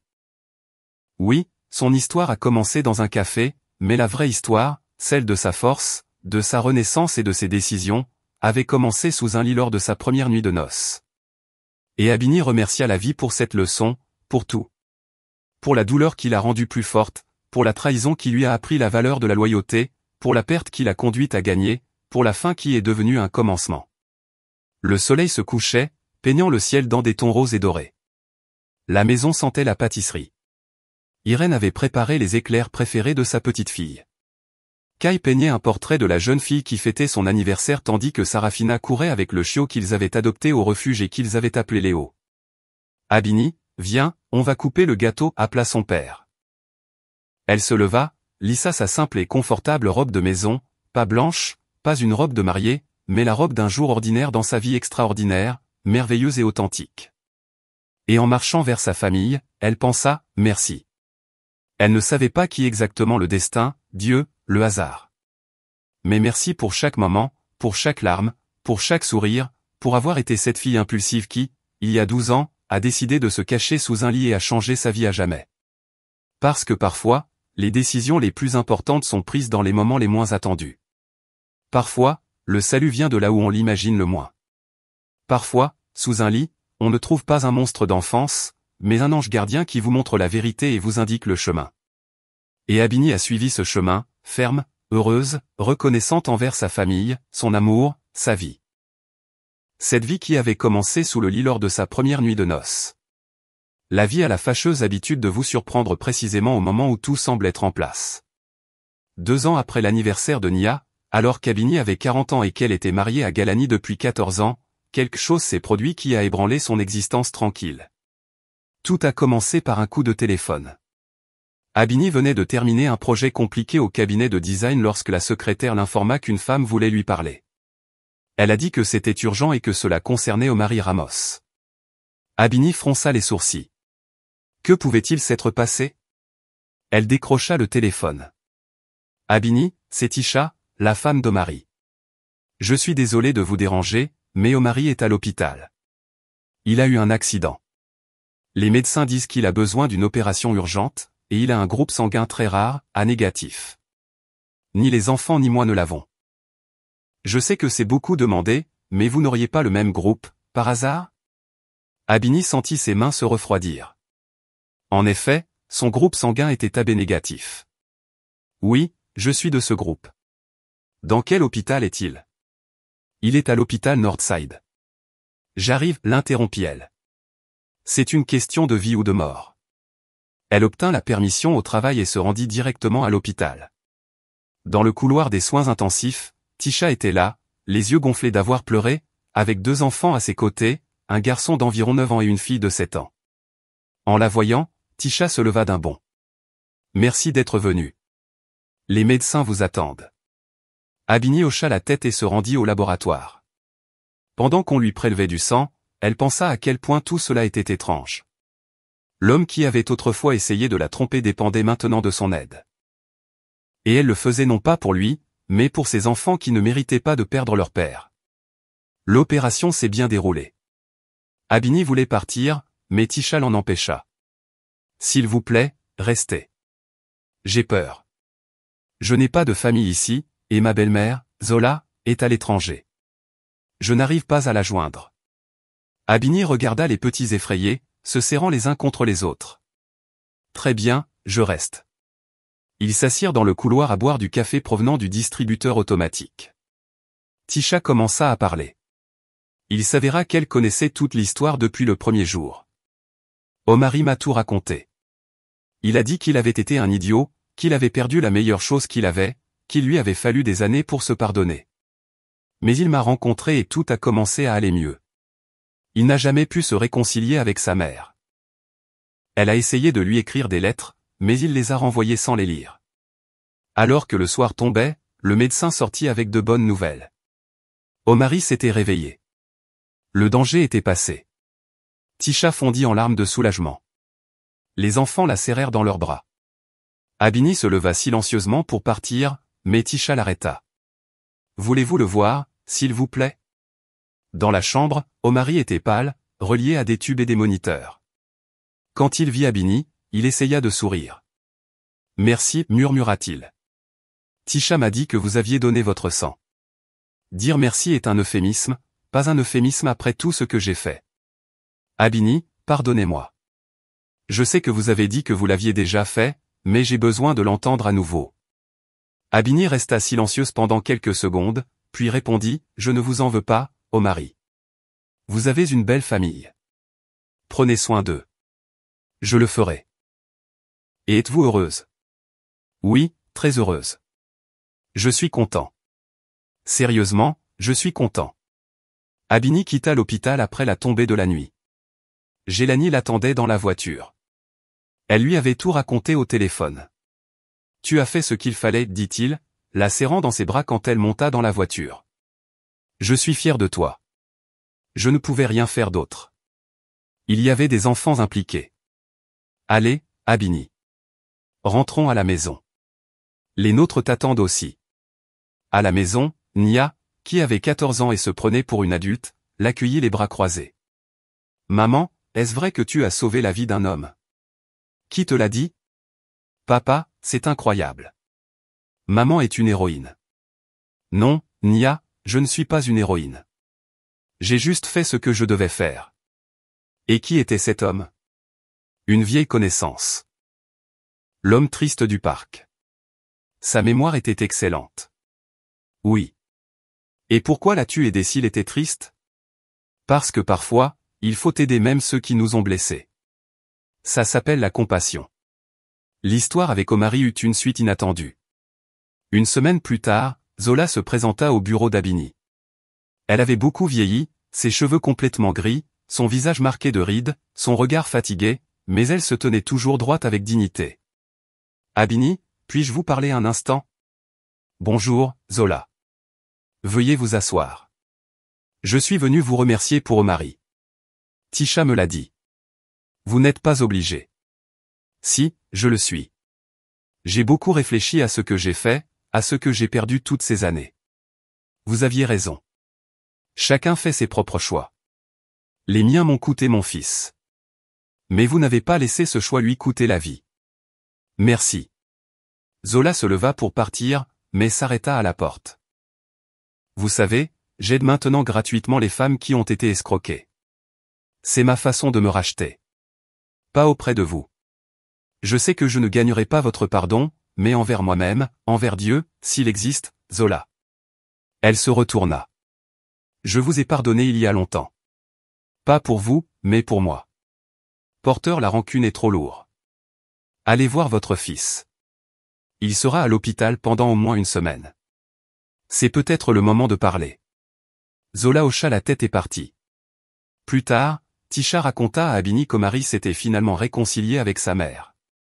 Ce ne fut ni facile ni immédiat, mais la glace commença à fondre. Zola commença à rendre visite à ses petits-enfants, les aidant à prendre soin d'eux sans imposer, et les enfants l'acceptèrent. La vie d'Abini continua son cours. Nia entra dans un lycée spécialisé en sciences et en mathématiques. Elle rêvait d'être programmeuse. Maman, l'ingénierie, c'est le siècle dernier. L'avenir est dans la technologie, dit-elle avec assurance. Kai, à 12 ans, participait déjà à des expositions d'art. Son professeur disait qu'il avait un talent énorme. Sarafina avait 8 ans. Elle était le portrait craché d'Abini enfant, tout aussi vive, déterminée et avec du caractère. Jusqu'à ce qu'un jour, Sarafina revienne de l'école en pleurant. « Qu'est-ce qui ne va pas, mon amour ?» demanda Abini, inquiète. Une fille de ma classe a dit que j'étais adoptée, que je ne ressemblais ni à Nia ni à Kai et que vous m'aviez prise dans un orphelinat. Abini la serra fort dans ses bras. N'importe quoi. Tu es ma fille, ma chérie.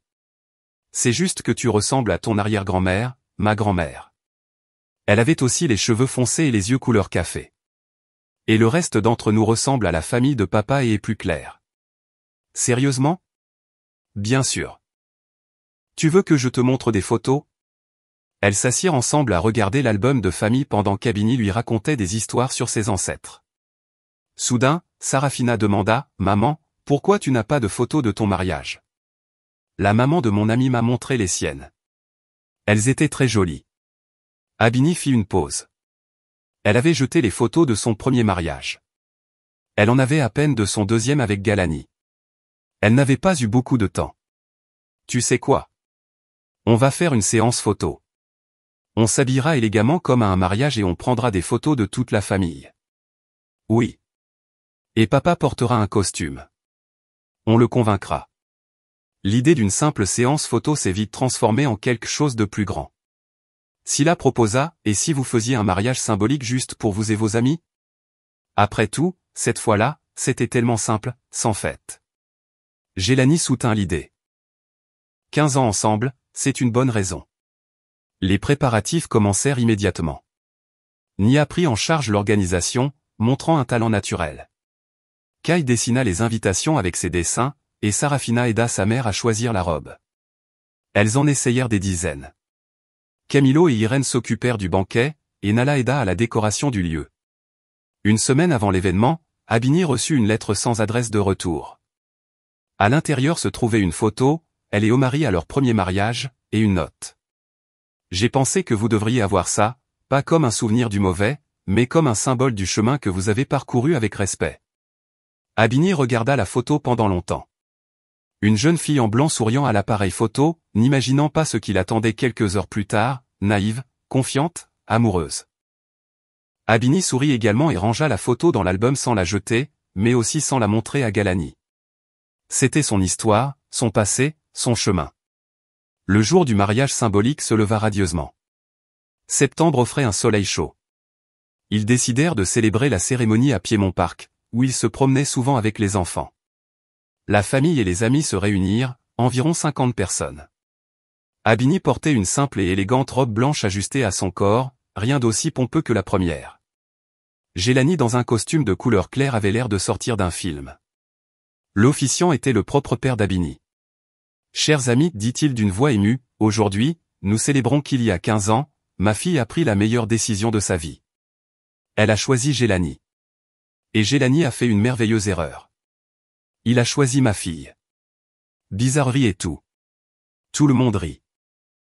Mais sérieusement, en vous regardant, je comprends ce qu'est le véritable amour. Ce n'est pas seulement de la romance ou de la passion. C'est un travail quotidien, du respect, un soutien mutuel.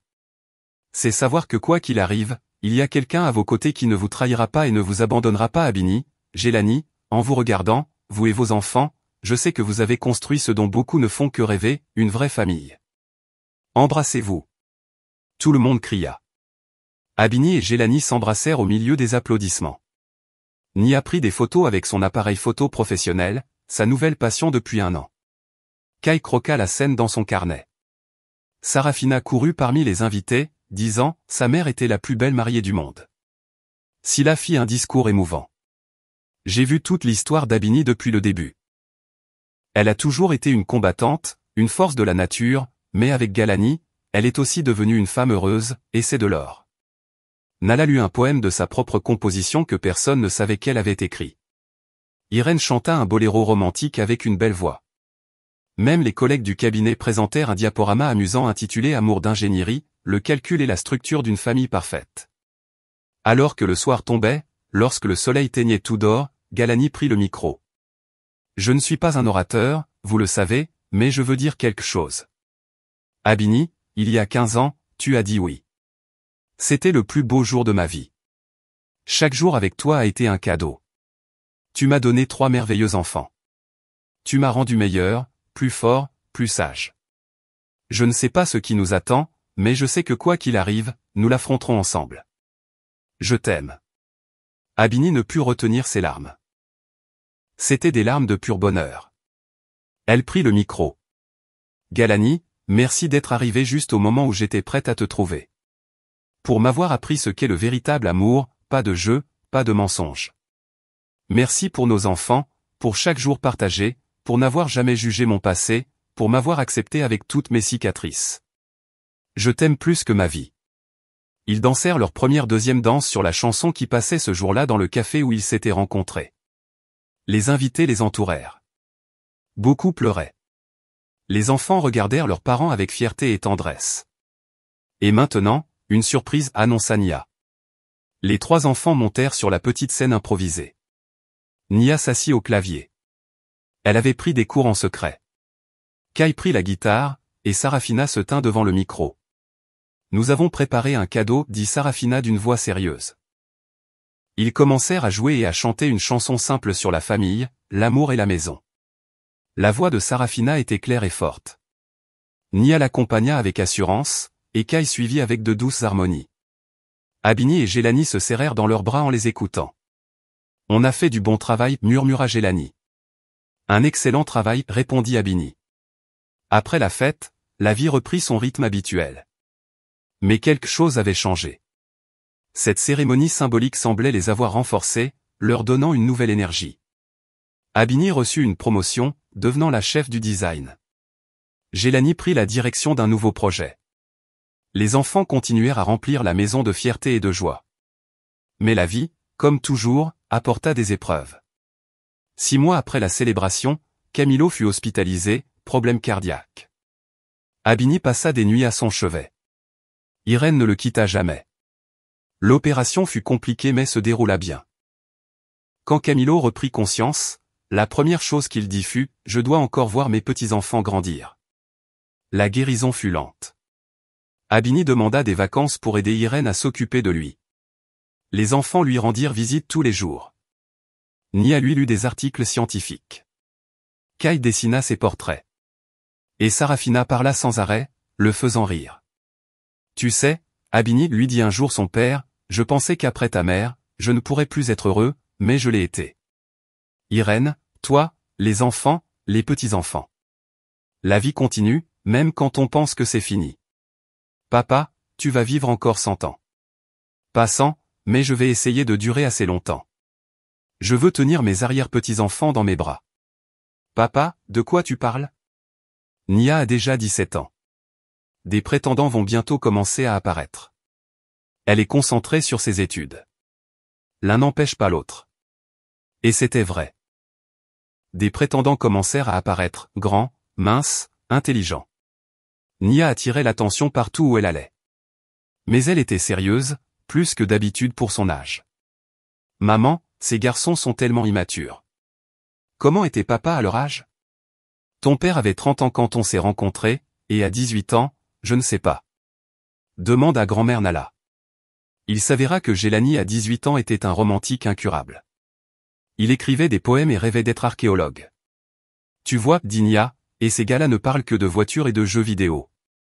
Son premier amour sérieux est arrivé à l'université. Elle était entrée à Georgia Tech pour les mathématiques appliquées. Le garçon s'appelait Quentin. Il avait 2 ans de plus, était responsable et concentré. Elle l'amena à la maison pour le présenter, mourant de nerfs. Gélani lui fit un véritable interrogatoire. Mais le garçon tint bon. Il a l'air d'un bon gamin, jugea-t-il à la fin. Mais je vais le surveiller. Kai, à 15 ans, avait d'autres priorités, l'art. Il avait été accepté au Savannah College of Art and Design. Son talent était indéniable, et ses professeurs lui prédisaient un grand avenir. Maman, est-ce que je peux aller à cet atelier en Italie? Maître Silva y sera. Il n'accepte presque jamais d'étudiants. Ils l'ont laissé partir, bien qu'à contre-cœur. Sarafina, à 11 ans, a découvert son don pour la musique. Elle avait une voix naturelle et une oreille absolue. Ils l'ont inscrite dans une école de musique, et elle est rapidement devenue leur élève vedette. Maman, je vais être chanteuse. Comme Beyoncé. Termine tes études d'abord. L'école est ennuyeuse. Un ennui nécessaire. Un soir d'automne, alors que toute la famille dînait, Nia était venue de la résidence étudiante. Kai venait de rentrer de son voyage. La sonnette retentit. Abini alla ouvrir. À la porte se trouvait une jeune femme d'environ 25 ans, très semblable à Omari. Abini? Oui. Je m'appelle Kiana. Je suis la fille d'Omari Ramos de son premier mariage. Abini se figea. Omari n'avait jamais mentionné un premier mariage. Veuillez entrer, dit-elle automatiquement. Dans le salon, la jeune femme raconta son histoire. Omari s'était marié à 20 ans et avait divorcé un an plus tard sans savoir que sa femme était enceinte. Elle avait déménagé dans une autre ville, s'était remariée, et Kiana avait grandi en croyant que son beau-père était son vrai père. Ce n'est qu'après sa mort que sa mère lui a dit la vérité. J'ai retrouvé mon père, Omari, nous nous sommes rencontrés. Il a été surpris, mais il m'a accepté. Il m'a présenté à sa famille. Tisha et les enfants ont été très gentils. Et puis il m'a parlé de vous. Il a dit que vous lui aviez sauvé la vie. Que sans ce qui s'était passé entre vous deux, il n'aurait jamais changé. Je voulais vous rencontrer et vous remercier. Gélani observait prudemment, mais Abini sourit. Il n'y a pas de quoi me remercier. Voulez-vous une tasse de thé? Autour d'une tasse de thé, elles bavardèrent longuement. Kiana était pédiatre. Elle travaillait dans un hôpital pour enfants, intelligente, cultivée, avec un sens de l'humour pétillant. Sarafina l'adopta immédiatement, pleine de curiosité pour la médecine et les enfants. Cela vous dérange si je viens vous rendre visite de temps en temps? Bien sûr que non. Venez quand vous voulez, répondit Abini. Au fil du temps, Kiana a commencé à venir plus souvent. Elle est devenue amie avec Nia. Elles avaient beaucoup en commun. Elle a aidé Kai avec l'anatomie pour ses dessins et a même donné des cours de chant à Sarafina. Elle avait chanté dans la chorale de l'université. Petit à petit, elle est presque devenue membre de la famille. Un jour, elle est arrivée accompagnée d'un jeune homme. Je voudrais vous présenter Sergio, mon ami. L'ami était chirurgien au même hôpital, amical, joyeux, avec un sens de l'humour charmant. Au dîner, il a raconté des anecdotes médicales, faisant rire tout le monde. Kai s'est immédiatement entendu avec lui. Sergio dessinait aussi pendant son temps libre. Vous savez, dit Sergio avant de partir, j'ai tellement entendu parler de vous par Kiana. Elle dit que vous êtes l'exemple parfait d'une famille, et elle a raison. Merci de l'avoir accueillie de cette façon. Cela signifie beaucoup pour elle. Au printemps, une grande nouvelle est arrivée. Kai a remporté un concours international pour jeunes artistes. Le prix, une résidence à Paris. Maman, papa, c'est mon rêve, dit-il avec enthousiasme. Bien sûr, ils l'ont laissé partir, bien qu'à contre-cœur. Ils sont tous allés à l'aéroport pour le voir partir. Kai a serré sa mère dans ses bras. Ne pleure pas, maman. Je ne pars pas pour toujours. Je sais, mon fils, mais tu es mon premier petit oiseau qui s'envole si loin. Je reviendrai, maman. Ma maison est ici. Sans Kai, la maison semblait vide. Bien que Sarafina continue de la remplir de rire, et que Nia rentre à la maison le week-end, il manquait quelque chose. Abini se retrouvait à préparer les plats préférés de son fils même quand il n'était pas là. Gélani lui manquait aussi, bien qu'il le cachât. Le refuge d'Abini était le travail. Elle a été nommée directrice d'un projet important. La conception d'un nouveau système pour une station spatiale était une tâche exigeante et fascinante, et elle s'est complètement immergée dans les calculs, les plans et les tests. Un soir, restant tard, elle a entendu des sanglots dans le laboratoire adjacent. C'était Carla, une jeune technicienne. Qu'est-ce qui ne va pas? À travers ses larmes, Carla a expliqué que son fiancé, qu'elle allait épouser, l'avait trompée et avait emmené une autre femme dans leur appartement. Elle s'est retrouvée sans maison et sans espoir. Arrête de pleurer, dit Abini fermement. Les larmes ne résolvent rien.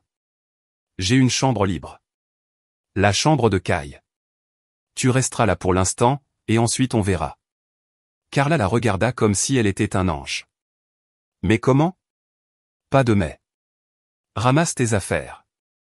Allons-y. Gélani a accueilli la nouvelle locataire calmement. Sauver quelqu'un encore une fois, hein.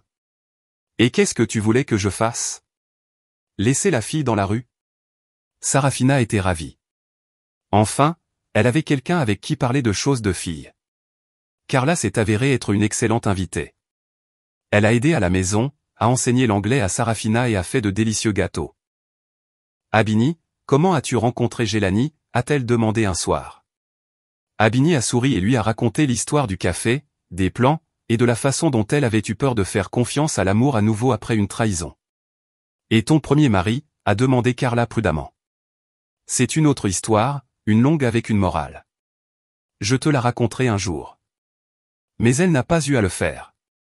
Une semaine plus tard, l'ex-fiancé de Carla s'est présenté à la firme d'ingénierie en suppliant d'être pardonné. Il a fait tout un spectacle avec des fleurs et s'est agenouillé devant tout le monde. Carla était paralysée, et Abini est intervenu. Jeune homme, quel genre de drame est-ce? J'aime Carla. J'ai été un idiot. Tu l'as été, et tu le es toujours. Carla, veux-tu lui parler? La fille a secoué la tête. Eh bien, c'est fini. Disparaît avant que j'appelle la sécurité. Le gars est parti mais a commencé à l'attendre devant le bâtiment tous les jours. Gélanie a dû avoir une conversation d'homme à homme. Après cela, l'ex a disparu pour toujours. Un mois plus tard, Carla a rencontré Miguel, un programmeur du département voisin. Calme, intelligent, portant des lunettes, le contraire complet de l'ancien. Mais il regardait Carla comme si elle était une déesse. Abini a béni cette relation. Un an plus tard, ils se sont mariés. Carla est venue chez Abini avec les larmes aux yeux. Sans toi, je n'aurais jamais rencontré Miguel. Tu es ma fée marraine. Je ne suis pas une fée, répondit Abini tendrement. J'étais juste là au bon moment. Kai est revenu de Paris, plus mûr, avec une barbe sentant la peinture et la térébenthine. Maman, c'est incroyable là-bas, mais tu sais quoi? Il n'y a pas d'endroit comme la maison. Il a apporté des cadeaux pour tout le monde, des tableaux qu'il avait fait là-bas, y compris un portrait de famille fait de mémoire qu'ils ont accroché dans le salon. Nia a obtenu son diplôme avec les honneurs et a reçu plusieurs offres d'emploi. Elle a choisi un centre de recherche. Je veux faire de la science, pas concevoir des sites web. Quentin l'a demandé en mariage à la fête de remise des diplômes. Elle a dit oui, mais ils ont décidé de reporter le mariage d'un an pour s'installer d'abord. Sarafina a eu 14 ans et a éclos, grande, belle, le vilain petit canard qui s'est transformé en cygne. Les garçons ont commencé à la remarquer, mais elle ne pensait qu'à la musique. Maman, j'ai été invitée à un concours à Vienne. C'est fantastique. Fantastique. Mais réussis ton examen de physique d'abord. Maman, pas de maman. Voyager est nécessaire. Elles ont voyagé ensemble à Vienne. Abini a demandé des jours de vacances. La ville les a éblouis par sa beauté. Sarafina a chanté dans le légendaire Musique Vrin où Pavarotti s'est autrefois produit. Sa voix était pure et puissante. Le public s'est tu. Quand elle a terminé, l'ovation a duré 5 minutes.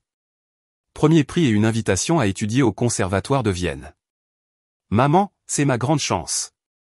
Je sais, mon amour, mais tu es encore trop jeune pour vivre seule dans un autre pays. Nous en parlerons quand tu auras 18 ans. Sarafina s'est un peu énervée mais s'en est vite remise. Son premier béguin l'attendait à l'école. La vie a continué son cours. Abini et Gélanie ont travaillé. Les enfants ont grandi. Les parents ont vieilli. Après sa maladie, Camo était devenu un philosophe. Il pouvait parler pendant des heures du sens de la vie. Tu sais, Abini, j'ai réalisé l'essentiel. La famille, c'est tout. Le travail, l'argent, le succès, tout ça est secondaire. L'important, c'est d'avoir ses proches à proximité et en bonne santé. Niala, en revanche, a commencé à s'affaiblir. Parfois, elle oubliait des choses, se confondait. Le médecin a dit que c'était la vieillesse. Gélanie avait le cœur brisé, et Abini le soutenait du mieux qu'elle pouvait. Ils ont fait venir Niala pour qu'elle vive avec eux et ont préparé une chambre pour elle. Les enfants l'ont entourée d'affection. Sarafina lui a chanté des chansons. Kai a dessiné ses portraits. Nia lui a fait la lecture à voix haute. Un jour, assise dans son fauteuil, Niala a dit d'une voix claire et sereine, « Abini, merci pour Gélanie, pour les petits-enfants. Je suis en paix parce que je sais qu'il est entre de bonnes mains. » Une semaine plus tard, elle est décédée paisiblement dans son sommeil. Les funérailles ont eu lieu par une tranquille journée d'automne. Gélanie est resté fort, mais Abini a vu sa douleur. Revenant du cimetière, il a dit, « Tu sais, maman a toujours dit que la vie continue, même quand il semble que tout se termine. » C'était une femme sage. Elle l'était. Et elle vit dans nos enfants, dans leurs talents, dans leur cœur. Oui.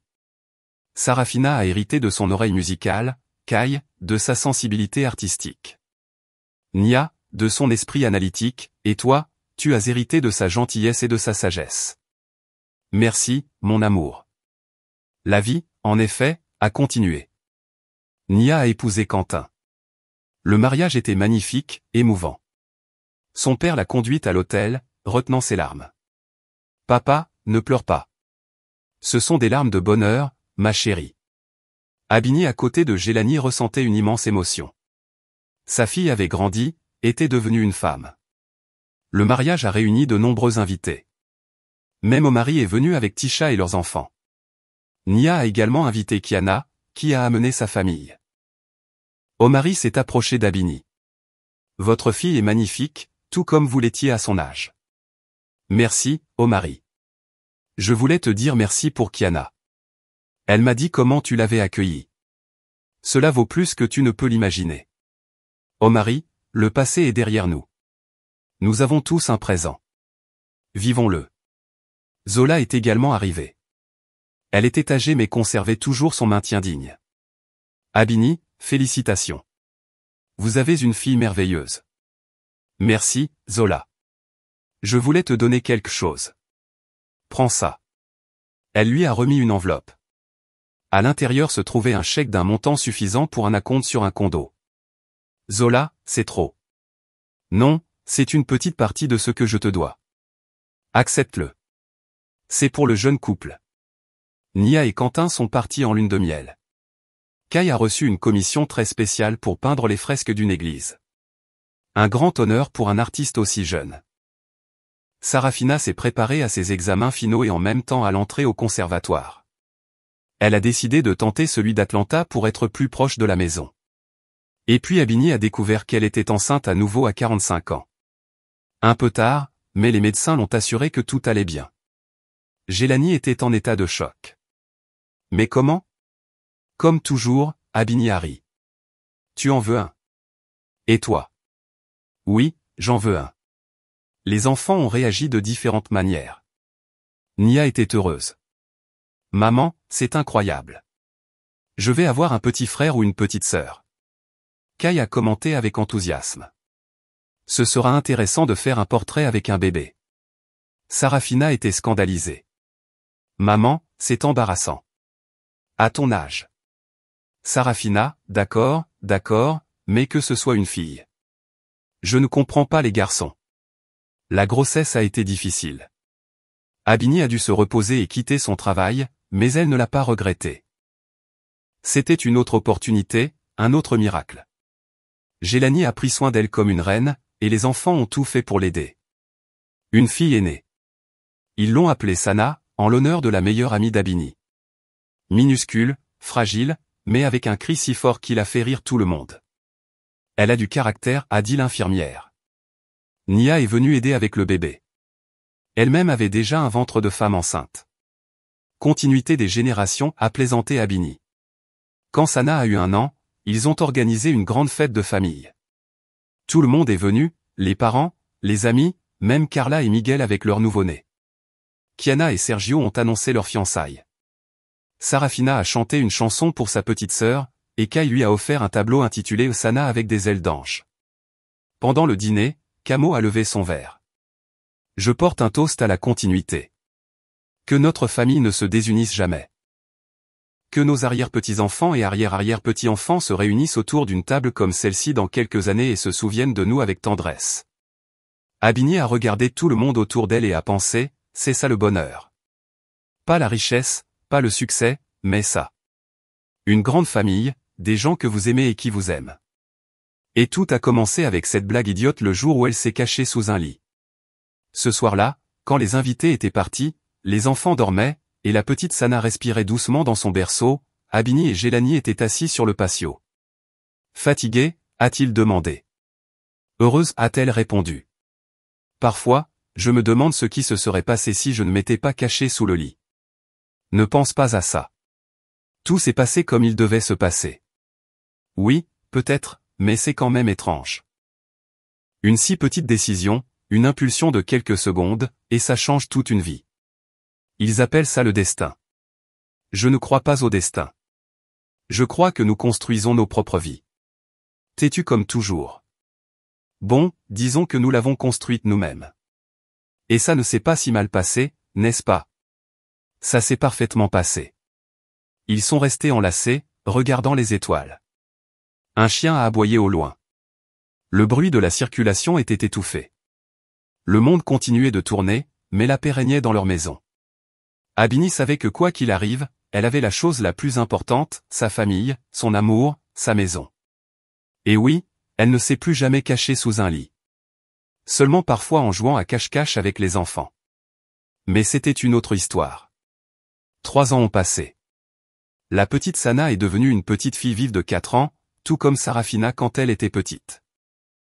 Déterminée avec un caractère fort, Sarafina a terminé le conservatoire et a été acceptée dans le chœur du Metropolitan Opera. Pas encore comme soliste, mais au mai. Maman, ce n'est que le début. Dans quelques années, je serai soliste. Je n'en doute pas, ma fille. Nia et Quentin ont eu un fils qu'ils ont appelé Camo d'après l'arrière-grand-père. Le vieux Camo était aux anges. Mon homonyme. Irène, regarde-le. Il me ressemble comme 2 gouttes d'eau. Tous les bébés se ressemblent, Camo, dit Irène en riant. Mais oui, il est beau. Kai, à la surprise générale, est tombé amoureux. Et pas d'une artiste ou d'une muse, comme beaucoup s'y attendaient, mais d'une physicienne nucléaire, Amara, une fille sérieuse avec des lunettes capables de parler pendant des heures de mécanique quantique. Ils se sont rencontrés dans un café. Ils dessinaient. Elle résolvait des équations. Maman, elle est incroyable. Elle voit la beauté dans les formules et aussi dans mes tableaux. Elle dit que mes tableaux sont la visualisation de l'harmonie de l'univers. Alors elle est sans aucun doute ton âme sœur. Un mardi, Abini a reçu un appel de l'hôpital. Madame Abini, Madame Zola Ramos demande à vous voir. Elle n'a plus beaucoup de temps. Abini est restée silencieuse. Va après tout. Mais elle s'est souvenue des yeux de cette femme lors du mariage symbolique. Sa tentative sincère de rédemption, et elle a décidé d'y aller. Zola était dans une chambre de soins palliatifs, très maigre, le visage jaunâtre, souffrant d'un cancer en phase terminale. En la voyant, Abini essaya de sourire. Merci d'être venu. Je ne pensais pas que tu viendrais. Qu'est-ce que le médecin a dit? 2 semaines, peut-être 3. Je dois te dire quelque chose et te donner ceci. Elle montra un dossier sur la table de chevet. À l'intérieur se trouvaient des documents, un testament dans lequel Zola léguait tous ses biens à un orphelinat, et une lettre. Ceci est pour toi. Lis-la plus tard. Pas maintenant. Et une chose de plus, Omari ne sait pas que je suis ici. Ne lui dis pas. Il est en train de se reconstruire. Je ne veux pas détruire sa vie à nouveau. Zola, c'est ton fils. Il a le droit de savoir. Je sais, mais je n'ai pas le droit de lui causer plus de douleur. Je lui ai déjà assez fait de mal. Et à toi aussi. Abini s'assit à côté du lit de la mourante et pensa à l'étrangeté de la vie. Autrefois, cette femme avait voulu la détruire, et maintenant elle était là, seule, et la seule qui était venue la voir était Abini. Je vais appeler Omari, dit doucement Abini. Je ne lui dirai pas que tu m'as demandé de ne pas le faire, mais je le laisserai décider de venir ou non. Omari arriva 1 heure plus tard. Il avait vieilli, avec des cheveux gris aux tempes, mais il gardait toujours sa prestance. Il entra dans la pièce, regarda sa mère, et son visage se brisa. Maman. Omari, mon fils, pardonne-moi. Je ne voulais pas que tu me voies comme ça. Pourquoi ne me l'as-tu pas dit? Il s'assit à côté d'elle et lui prit la main. Abini se retira discrètement. Dans le couloir, Tisha et les enfants d'Omari attendaient. Merci d'avoir appelé. Je ne me serais jamais pardonné de ne pas être arrivé à temps. Ils burent du thé d'un distributeur automatique. Les enfants d'Omari, maintenant adolescents, parlaient à voix basse. Puis Kiana et Sergio arrivèrent. Papa nous a parlé de grand-mère. Nous sommes venus dès que nous avons pu. Zola mourut 1 semaine plus tard. Elle réussit à parler à tous ses petits-enfants, à demander pardon à Tisha, et à donner sa bénédiction à Kiana et Sergio pour leur mariage. À Omari, elle dit, « Je suis fière de toi, mon fils. Tu es devenu un vrai homme. Pas grâce à moi, mais malgré moi, et c'est bien. » Les funérailles rassemblèrent beaucoup de monde. Après tout, ces dernières années, Zola avait aidé des dizaines de femmes, les défendant pro bono au tribunal. Des clientes reconnaissantes vinrent, des collègues, même des juges avec qui elle avait travaillé. Abini resta à l'écart, mais Omari s'approcha d'elle. « Merci pour tout. Tu m'as donné la chance de dire au revoir à ma mère et de lui pardonner. C'est inestimable. » À la maison, Abini ouvrit la lettre de Zola. L'écriture était tremblante, clairement écrite par une main malade. « Cher Abini, je me permets de t'appeler cher, même si je n'en ai pas le droit. Sans le savoir, tu es devenu mon plus grand professeur. Tu m'as donné une leçon de force, de dignité et de pouvoir du pardon.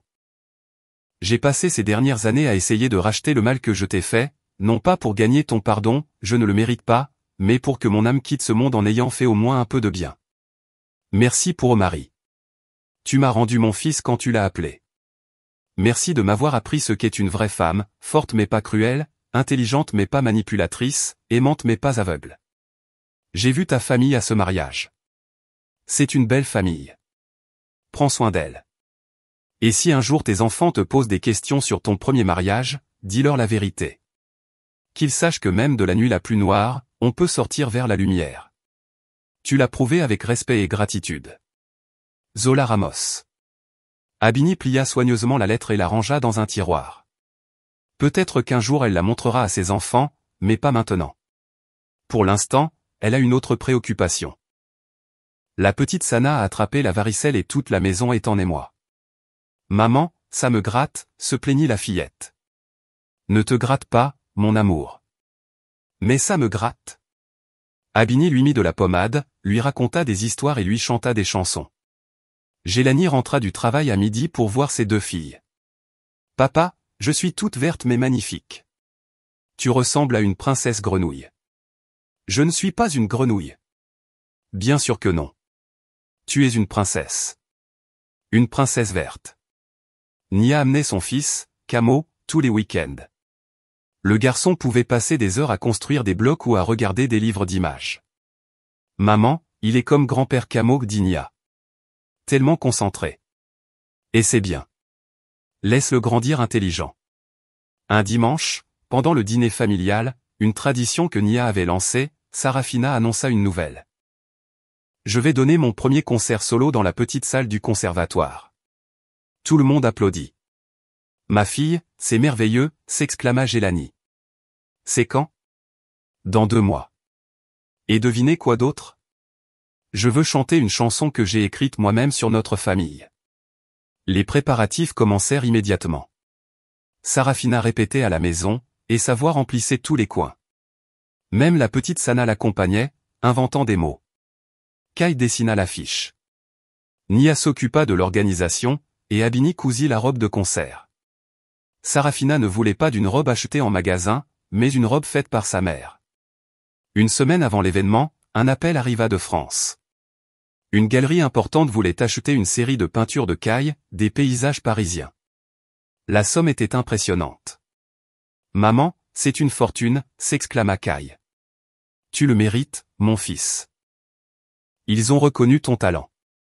Je veux en faire don d'une partie à l'orphelinat auquel Zola a légué son héritage. Tu es sûr, Kai? Oui, c'est la bonne chose à faire. Le jour du concert, la salle était comble. Famille, amis, collègues, même Carla et Miguel avec leurs 2 enfants. Kiana et Sergio, déjà mariés, étaient là. Omari et sa famille étaient assis au dernier rang. Sarafina elle-même les avait invités. Sarafina monta sur scène dans la robe bleu foncé que sa mère avait faite, brodée de fils d'argent comme des étoiles. Le public se tut. Elle commença par des morceaux classiques, des romances. Sa voix était pure et puissante, remplissant l'âme de tous les présents. Puis elle dit, la prochaine chanson, je l'ai écrite moi-même, dit Sarafina d'une voix tremblante mais ferme. Elle parle de ma famille, de la façon dont la famille n'est pas toujours une question de sang. Elle parle des gens que vous aimez et qui vous aiment. Ceux qui vous acceptent tels que vous êtes. Ceux qui sont avec vous dans la joie et dans la tristesse. Cette chanson est pour mes parents qui m'ont appris ce qu'est le véritable amour. Pour mes frères et sœurs, chacun unique et irremplaçable. Et pour tous ceux qui ont fait partie de notre grande famille, par le sang ou par choix. Et elle commença à chanter. La chanson était simple mais profondément émouvante. Elle parlait d'une maison où l'on vous attend toujours, des mains d'une mère qui guérissent toutes les blessures, du sourire d'un père qui donne la force de continuer, de l'importance de savoir pardonner et aller de l'avant. Abini pleura sans chercher à le cacher. Gélanie lui serra la main. Même la petite Sana était silencieuse, hypnotisée par la voix de sa sœur. Lorsque la chanson se termina, le public éclata en applaudissements. Tout le monde se leva. Sarafina s'inclina, sourit, et dit soudain, « Maman, papa, montez sur scène. » Abini et Gélani se regardèrent, confus, mais leurs enfants les poussèrent littéralement en avant. Ils se tinrent là, main dans la main, tandis que Sarafina les embrassait, et le public continua d'applaudir, debout. Après le concert, il y eut une petite réception. Tout le monde félicita Sarafina, la loi lui offrit des fleurs. Un célèbre producteur s'approcha d'elle. « Mademoiselle, êtes-vous prête pour la grande scène? Je peux vous organiser une tournée dans tout le pays. » Sarafina le regarda puis chercha le regard de ses parents. « Merci. Mais d'abord, je veux faire mes armes ici, chez moi. La grande scène ne s'enfuira pas. » Camo, appuyé sur sa canne, s'approcha de sa petite fille, les yeux larmoyants. « Sarafina, je suis très fier de toi. Ton arrière-grand-mère, ma mère, chantait aussi, pas professionnellement, mais elle avait une belle voix. Tu tiens ça d'elle. Parle-moi d'elle, grand-père. » Et il lui raconta l'histoire d'une femme qui était infirmière pendant la guerre et qui chantait pour les blessés dans les hôpitaux, qui croyait qu'une chanson pouvait guérir l'âme. Ce soir-là, lorsque les invités partirent, la famille resta à la maison à boire du thé et à parler du concert. Puis Nia dit, « Maman, parle-nous de ton premier mariage. » La vérité. Nous sommes adultes maintenant. Abini regarda Gélani, et il acquiesça. Et elle leur raconta tout, comment elle avait voulu faire une blague et s'était cachée sous le lit, comment elle avait entendu la conversation de sa belle-mère, la trahison de Marie, la vengeance, et le pardon. Les enfants écoutèrent, la bouche ouverte. « Maman, alors cet homme, Omari, était ton premier mari ?» demanda Kai. « Oui. Et tu lui as pardonné après tout ça? » « Oui. Il ne vaut pas la peine de garder rancune. »« Maman, tu es une héroïne, dit Sarafina. Je n'aurais pas pu le faire. »« Bien sûr que tu aurais pu. Vous êtes mes enfants. Vous êtes forts, vous aussi. »« Et papa le savait, demanda Nia. »« Depuis le premier jour, répondit Gélani. Ta mère a été honnête avec moi, et je l'ai aimée pour ça, pour son honnêteté et sa force. Toutes les femmes ne seraient pas capables de traverser une épreuve pareille sans se briser, sans devenir amères, tout en conservant la capacité d'aimer. » La petite Sana, somnolent sur le canapé, leva soudainement la tête. « Et pourquoi maman s'est-elle cachée sous le lit? » Tout le monde rit. « Elle voulait faire une blague à ton oncle, expliqua Abini. »« Quelle blague stupide, dit la fillette avec sérieux. Sous le lit, c'est poussiéreux et sombre. Je ne le ferai pas. Et tu as raison. Il ne faut se cacher de rien ni de personne. » Une autre année passa. Abini eut 50 ans. Un demi-siècle. Comme c'est terrible. Sarafina était scandalisée. « Maman, il faut fêter ça. Je ne veux pas de grande fête. Alors on ira tous quelque part ensemble, à la plage. » Tout le monde adora l'idée. Ils choisirent un endroit tranquille sur la côte du Golfe et louèrent une grande maison face à la mer. Tout le monde y alla, même Camo et Irene, bien que les médecins ne recommandassent pas de voyager loin. « Je n'ai pas vu la mer depuis 10 ans. J'y vais. » Les 2 semaines au bord de la mer passèrent en un éclair. Ils nagèrent, prirent le soleil et jouèrent au volley-ball. Le soir, ils faisaient des feux de joie, chantaient avec la guitare de Kai et racontaient des histoires. Sana construisait des châteaux de sable avec grand-père Camo. Le petit Camo fit ses premiers pas dans le sable, tomba, et rit de bon cœur. Le dernier soir, ils organisèrent un grand dîner festif. Gélani leva son verre. « À ma femme bien-aimée, 50 ans, ce n'est pas un âge. C'est de l'expérience. Abini, tu deviens de plus en plus belle et sage chaque jour. Merci pour ces 25 années ensemble, pour nos enfants, pour être qui tu es. » Camo ajouta, et en tant que père, je dirais ceci, Abini a dépassé toutes mes attentes. Tu n'es pas seulement ma fille. Tu es mon ami, mon soutien. Ta mère serait très fière de toi. Tout le monde trinqua. Et puis Nia se leva. J'ai aussi une nouvelle. Nous attendons notre deuxième enfant. Il y eut des applaudissements, des embrassades et des larmes de joie. Voilà un beau cadeau d'anniversaire, rit Abini. Et soudain, Sarafina dit, j'ai encore une nouvelle. J'ai été invité à la Scala pour une bourse d'études. C'était une bombe. La Scala, le rêve de tout chanteur d'opéra. Sarafina, c'est incroyable. Je pars dans 1 mois pour 6 mois. Kai n'était pas en reste. On m'a proposé une commande pour peindre une chapelle à la Nouvelle-Orléans. C'est un grand honneur et beaucoup de travail. Au moins 2 ans. Vous avez décidé de nous donner toutes les nouvelles le même jour, plaisanta Gélanie. Et pourquoi pas? C'est un jour spécial. Ce soir-là, Abini ne pouvait pas dormir. Elle sortit sur le bord de la mer. La lune illuminait un chemin argenté sur l'eau. Elle pensa aux années vécues, à tout ce qui s'était passé. Gélanie s'approcha et la serra dans ses bras par derrière. Tu n'arrives pas à dormir? Je pense à la vitesse à laquelle le temps passe. Il semble que ce n'était qu'hier que Nia allait à l'école primaire, et maintenant elle attend son 2e bébé. C'est la vie. Les enfants grandissent, et nous vieillissons. Tu ne le regrettes pas? Regretter quoi? D'avoir croisé mon chemin, avec tout mon bagage. Abini, mon amour. Ton passé a fait de toi ce que tu es. Et je suis tombé amoureux de cela précisément, ta force, ta sagesse, ta vérité. Je remercie le destin chaque jour que je passe avec toi. Ils restèrent embrassés, regardant la mer. Des mouettes criaient au loin. Tu sais, dit Abini, je pense que ma mère avait raison. Elle disait toujours, n'ayez pas peur des difficultés car elles vous rendent plus fort. Chaque épreuve est une leçon. Et si vous la prenez, la vie vous récompensera. C'était une femme sage. Oui. C'est dommage qu'elle n'ait pas vu tout ça. Nos enfants, nos petits-enfants. Elle le voit. Je suis sûr qu'elle veille sur nous d'où qu'elle soit et qu'elle est heureuse. Ils rentrèrent chez eux bronzés, reposés et pleins de projets. Sarafina se prépara pour son voyage en Italie. Kai pour son travail à la Nouvelle-Orléans. Nia décora la chambre du nouveau bébé. La vie était trépidante. Et puis la chose terrible arriva. Camo fut hospitalisé. Un accident vasculaire cérébral. Abini ne le quitta jamais. Les médecins se battirent, mais à la fin, lorsqu'il reprit conscience, il put voir sa fille et lui sourire. Abini, je suis fier de toi. Vis, sois heureuse. Et il s'en alla. Ils l'enterrèrent un jour pluvieux d'octobre.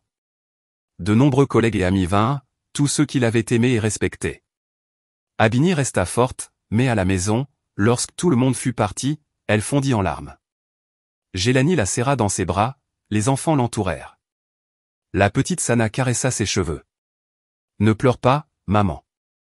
Grand-père est un ange maintenant. Irene se retrouva complètement seule. Elle n'avait pas d'enfant à elle. Abini s'approcha d'elle. Irene, tu n'es pas une étrangère. Papa t'aimait. Reste avec nous.